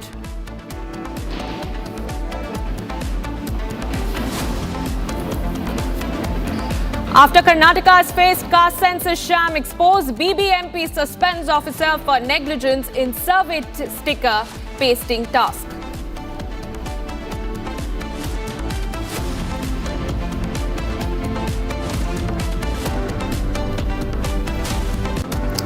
All right, viewers, it's a massive crackdown against red terror in Chhattisgarh's Bijapur district. There's an encounter that has been underway, and we're learning that one Maoist has now been neutralized in this ongoing encounter between Dantewara Bijapur DRG forces and the Maoists in the forests of Indravati National Park, just on the border of Bijapur-Dantewara district.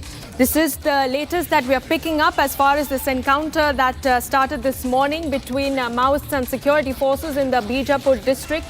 And we believed earlier that 2 to 3 Maoists were trapped in the ongoing encounter. And this big breaking news that's now coming in that one Maoist has been neutralized while the encounter, I beg your pardon, 2 Maoists that have now been neutralized in this encounter. It's a big win for the security forces as the crackdown against the Red Corridor, Red Terror in the region continues.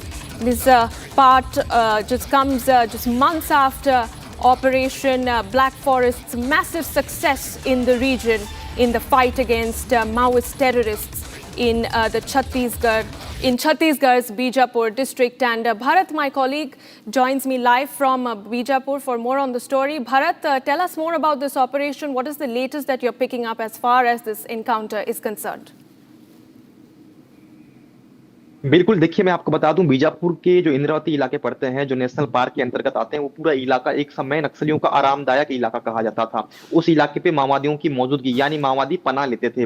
उस इलाके पे अगर जवान पहुंच रहे हैं तो स्वाभाविक सी बात है, वैसे इलाके जिस इलाके पे सामान्य तौर पे सामान्य आदमी की आवाजाही नहीं होती थी, लेकिन बारिश का समय है, बारिश हो रहा है, नदी नाले उफान पर है, जिस इलाके पे इनकाउंटर और मुठभेड़ चल रही है वो पूरा इलाका ऐसा इलाका है नदी नाले से उफान पर रहता। उस इलाके पे बारिश के समय सामान्य तौर पे आदमी नहीं जा सकता। ऐसे में जिस तरीके से देश के गृह मंत्री ने जो डेडलाइन तय किया है 31 मार्च 2026 तक माओवाद का समाप्त कर देंगे। हाल ही के दिनों में छत्तीसगढ़ दौरे पे थे अमित शाह, तो उस दरमियान उन्होंने एक बात कही थी कि बड़ी बात कही थी, फोर्स अब रुकने वाली नहीं है, चाहे बारिश हो, चाहे आंधी हो, चाहे तूफान हो, जिसके तर्ज पे अब फोर्स काम करेगी। अब ऐसे इलाकों को भी लेके, जिन इलाकों पे माओवादियों की मौजूदगी है, उन इलाकों पे भी घुसेगी, जिसके तर्ज पे अब बड़ा ऑपरेशन देखा जा रहा है। छोटी मोटी ऑपरेशन नहीं, बड़े कैडर के जो नक्सली हैं, माओवादी हैं, उनकी मौजूदगी, उनकी आमद उस इलाके पे थी, नेशनल एरिया के अंतर्गत उन इलाकों पे थी, जिसकी सूचना पे पुलिस की जो एक टुकड़ी है उस इलाके पे निकली थी। डीआरजी एसटीएफ के जो पुलिस बल के जो संयुक्त बल है वो उस इलाके पे निकली थी। जब उस इलाके पे निकली गई तो लोकेशन लिया गया, उस लोकेशन के तर्ज पे ऑपरेशन जो है वो चलता गया।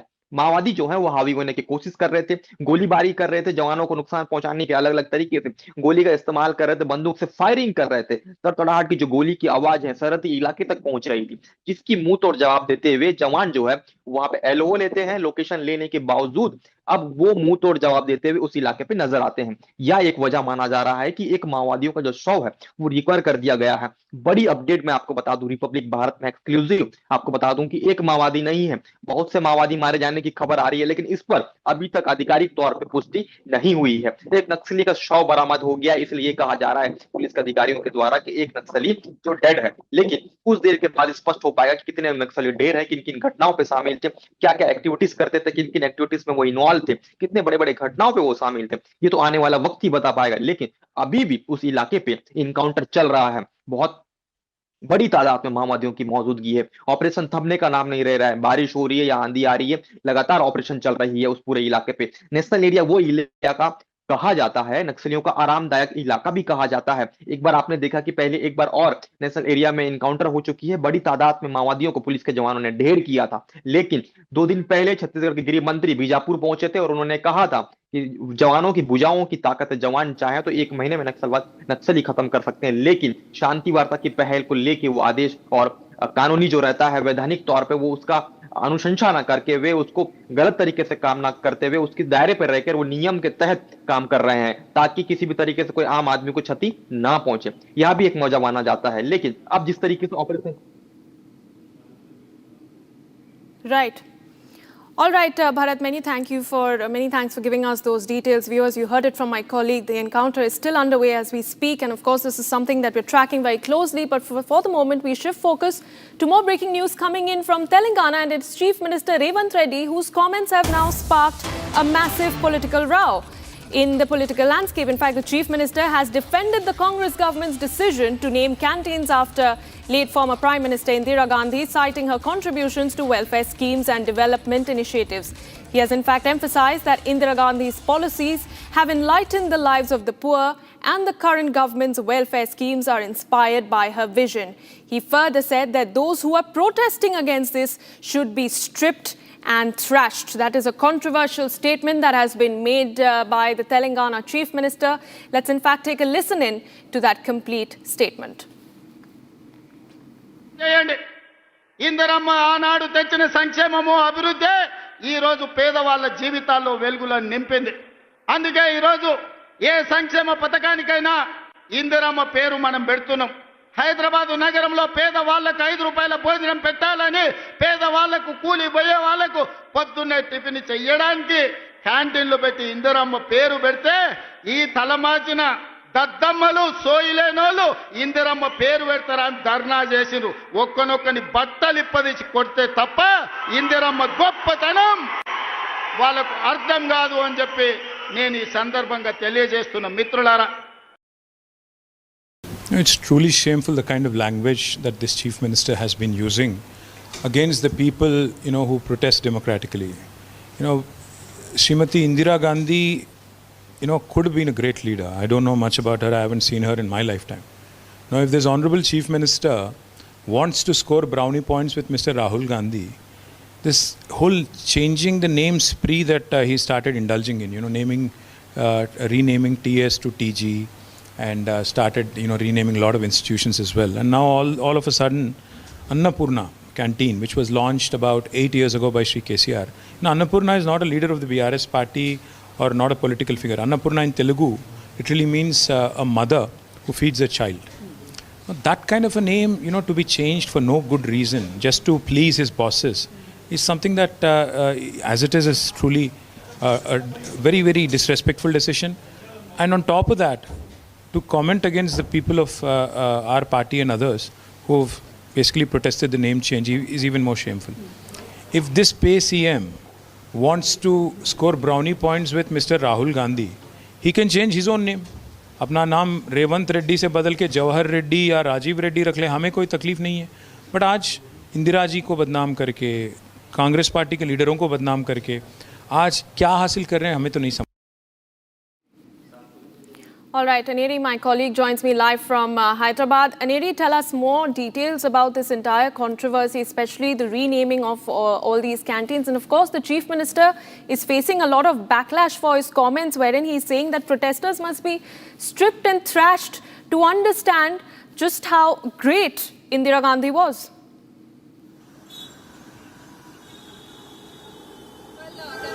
We see is that Telangana Chief Minister Revanth Reddy has now sparked a controversy over a comment which he has made while addressing the Congress party workers, and this comes at the time when the Congress government and the GHMC plans to rename the Annapurna canteen to Indiramma canteen, and we had seen that earlier there were protests that had taken place over renaming this Annapurna canteen to Indiramma canteen by the BRS cadres, and they have been opposing the renaming, and now we see that Revanth Reddy has very clearly stated that to make them understand the greatness of Indira Gandhi, one needs to be stripped and thrashed. A clear warning, a stern, strong words being used by the Chief Minister has definitely now snowballed, where we see that the BRS working president KTR has also now slammed Revanth Reddy for using such words he has been on the post of the Chief Minister, and now we see that KTR has slammed Revanth Reddy, saying that just to please his top bosses like Rahul Gandhi, he is doing such things like renaming the Annapurna canteen to Indiramma canteen, and now we see that how this has turned out into a massive controversy, where Chief Minister was seen using the words like stripped and thrashed to make them understand the greatness of Indira Gandhi. Yes. All right, Anuri, thank you for tracking that story very closely for us. For the moment, viewers, we shift to breaking news coming in from Jammu and Kashmir, where a terror hideout has now been busted in the Surankot area of Poonch. And we're learning that 3 grenades and a huge cache of ammunition and arms have been recovered. And this contains about 14 AK rounds, 6 pistol rounds, 5 pencil cells, a wire cutter, a multi-data cable connector, a multi-purpose knife, a common iron rod, and a paint box has also been recovered by our forces. So this is the latest breaking news that we're tracking in from the valley, and those are the visuals of the same from your screen. It's a massive terror hideout that has been busted by our security forces in the crackdown against terror that continues in the valley. And Gursimran Singh, my colleague, joins me live for more on this story. Gursimran, the visuals are on our screens. Tell us more about this operation, and what do we know about the latest as far as terror hideouts and the movement of terrorists in the Poonch area is concerned? See, it was based on a specific intelligence input that was generated by the Jammu and Kashmir police, and along with the Indian Army, they have recovered a huge cache of terror hideout. This includes 3 grenades along with 14 rounds of AK, 6 rounds of pistol and other ammunition. That includes the multi-wire cutters, multi-purpose knives have been recovered from this terror hideout. Now, large-scale search operations have been launched in the area because this area of the Surankot, this is very close to the track, to the route of the Buddha Amarnath Yatra, which is a highly revered shrine in the Mandi area of Poonch that is all set to start from 27th of this month. So keeping that in view, there was some intelligence input with the Jammu and Kashmir police, based on which a joint operation was launched and the recovery has been made. As we speak, the senior officials are also on the ground, and now the searches have been extended in the nearby area. This is in the Behramgala area of the Surankot that has been one of those areas where the terrorist presence has been there, and there are credible inputs with the agencies, and that's why nothing is being ruled out. And as we speak, the searches are underway in the Behramgala area. But this recovery also shows that the forces are on the highest of the alertness, and any threat that is being posed by the adversary is totally being countered by the security force. And ahead of the Buddha Amarnath Yatra that is there in the Poonch district, the forces are maintaining the highest of the alertness. Right. Yes. Absolutely, Gursimran, thank you for giving us those details. These are crucial details that we're picking up as the Amarnath Yatra continues in the valley. Now, viewers, let's take a very quick check of everything else that is making news across the country. This is Bharat in 1 minute. Bharat 1 Minute brought to you by Canara Bank. Together, we can. Security has been tightened for the Bahuda Yatra. 100 police platoons, RAF, ODRAF and Coast Guard officials have been deployed. High security measures have been taken to avoid any mishaps. Celebrations have been lined up as Tibetan spiritual leader Dalai Lama will celebrate his 90th birthday. Union Minister Kiran Rijiju is also on the list of attendees. Flash floods have been reported across Mandi. Locals have been rushed to aid affected families with ration and first aid kits. Chief Minister Sukhwinder Singh Sukhu has announced relief and packages worth 5,000 rupees for rental assistance. Punjab police has busted a Pakistan-Malaysian drug ring. The network from Dubai to Pakistan is still being investigated. The recovered Glock pistols and heroin and 6 people have been arrested for other drugs and hawala money.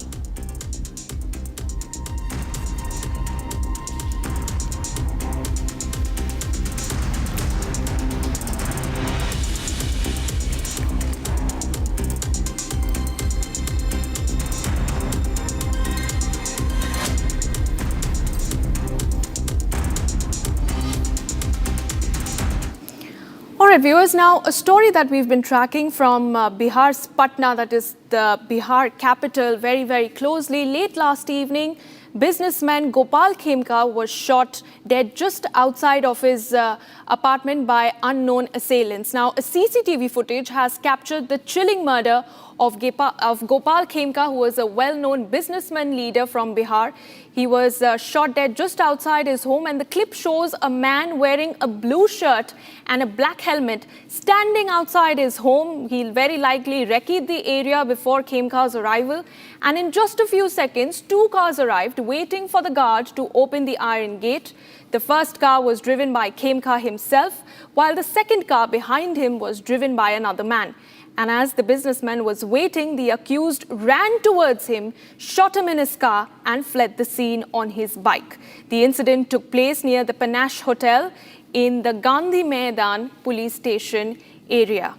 This is a case that has come to light from Bihar's Patna, and it has triggered a massive political storm. And this man, Gopal Kimka, is a Patna-based industrialist, viewers. He is the owner of the Magad Hospital. He was shot dead late last night near his apartment.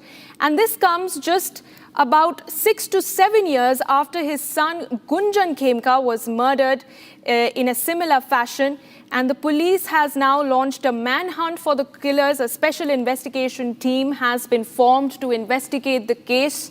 And the killing has sparked massive alarm among the business community and also triggered a political storm. You have leaders from the RJD and independent MP Pappu Yadav, who was at the spot late last night, in fact going on to say, questioning the law and order situation in Bihar just months of the Bihar elections, and questioning the Nitish Kumar government over the despicable state of what he claims is the despicable state of law and order in Bihar. We have some reactions coming in, political reactions on the case. Let's take a listen in. अभी मुझे मतलब सुबह ही पता चला, मेरे पास कुछ शब्द नहीं है, मैं कैसे दुख व्यक्त करूं, शोक संतप्त परिवार को संवेदनाएं दे सकता हूं। और मैं ये आशा करता हूं कि जो भी कानून के तहत कार्रवाई है वो यथाशीघ्र होगी, सख्ती के साथ होगी और ऐसी कार्रवाई होगी कि आगे ऐसे अपराधों करने की हिम्मत न हो लोग किसी। ये भी मुझे पता चला, बहुत अफसोस है भाई, बहुत अफसोस है।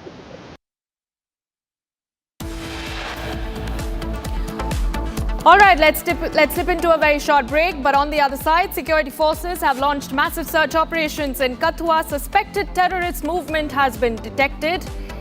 And also tracking for you, after Karnataka's fake caste census sham has been exposed, the BBMP has suspended an officer for negligence in the survey sticker pasting task. Tracking that and a lot more for you. Stay tuned to Republic TV as we take a very short break.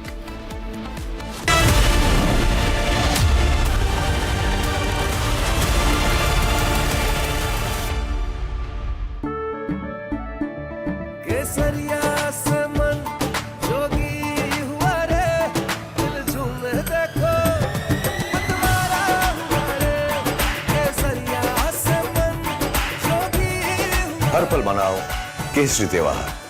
Vimal.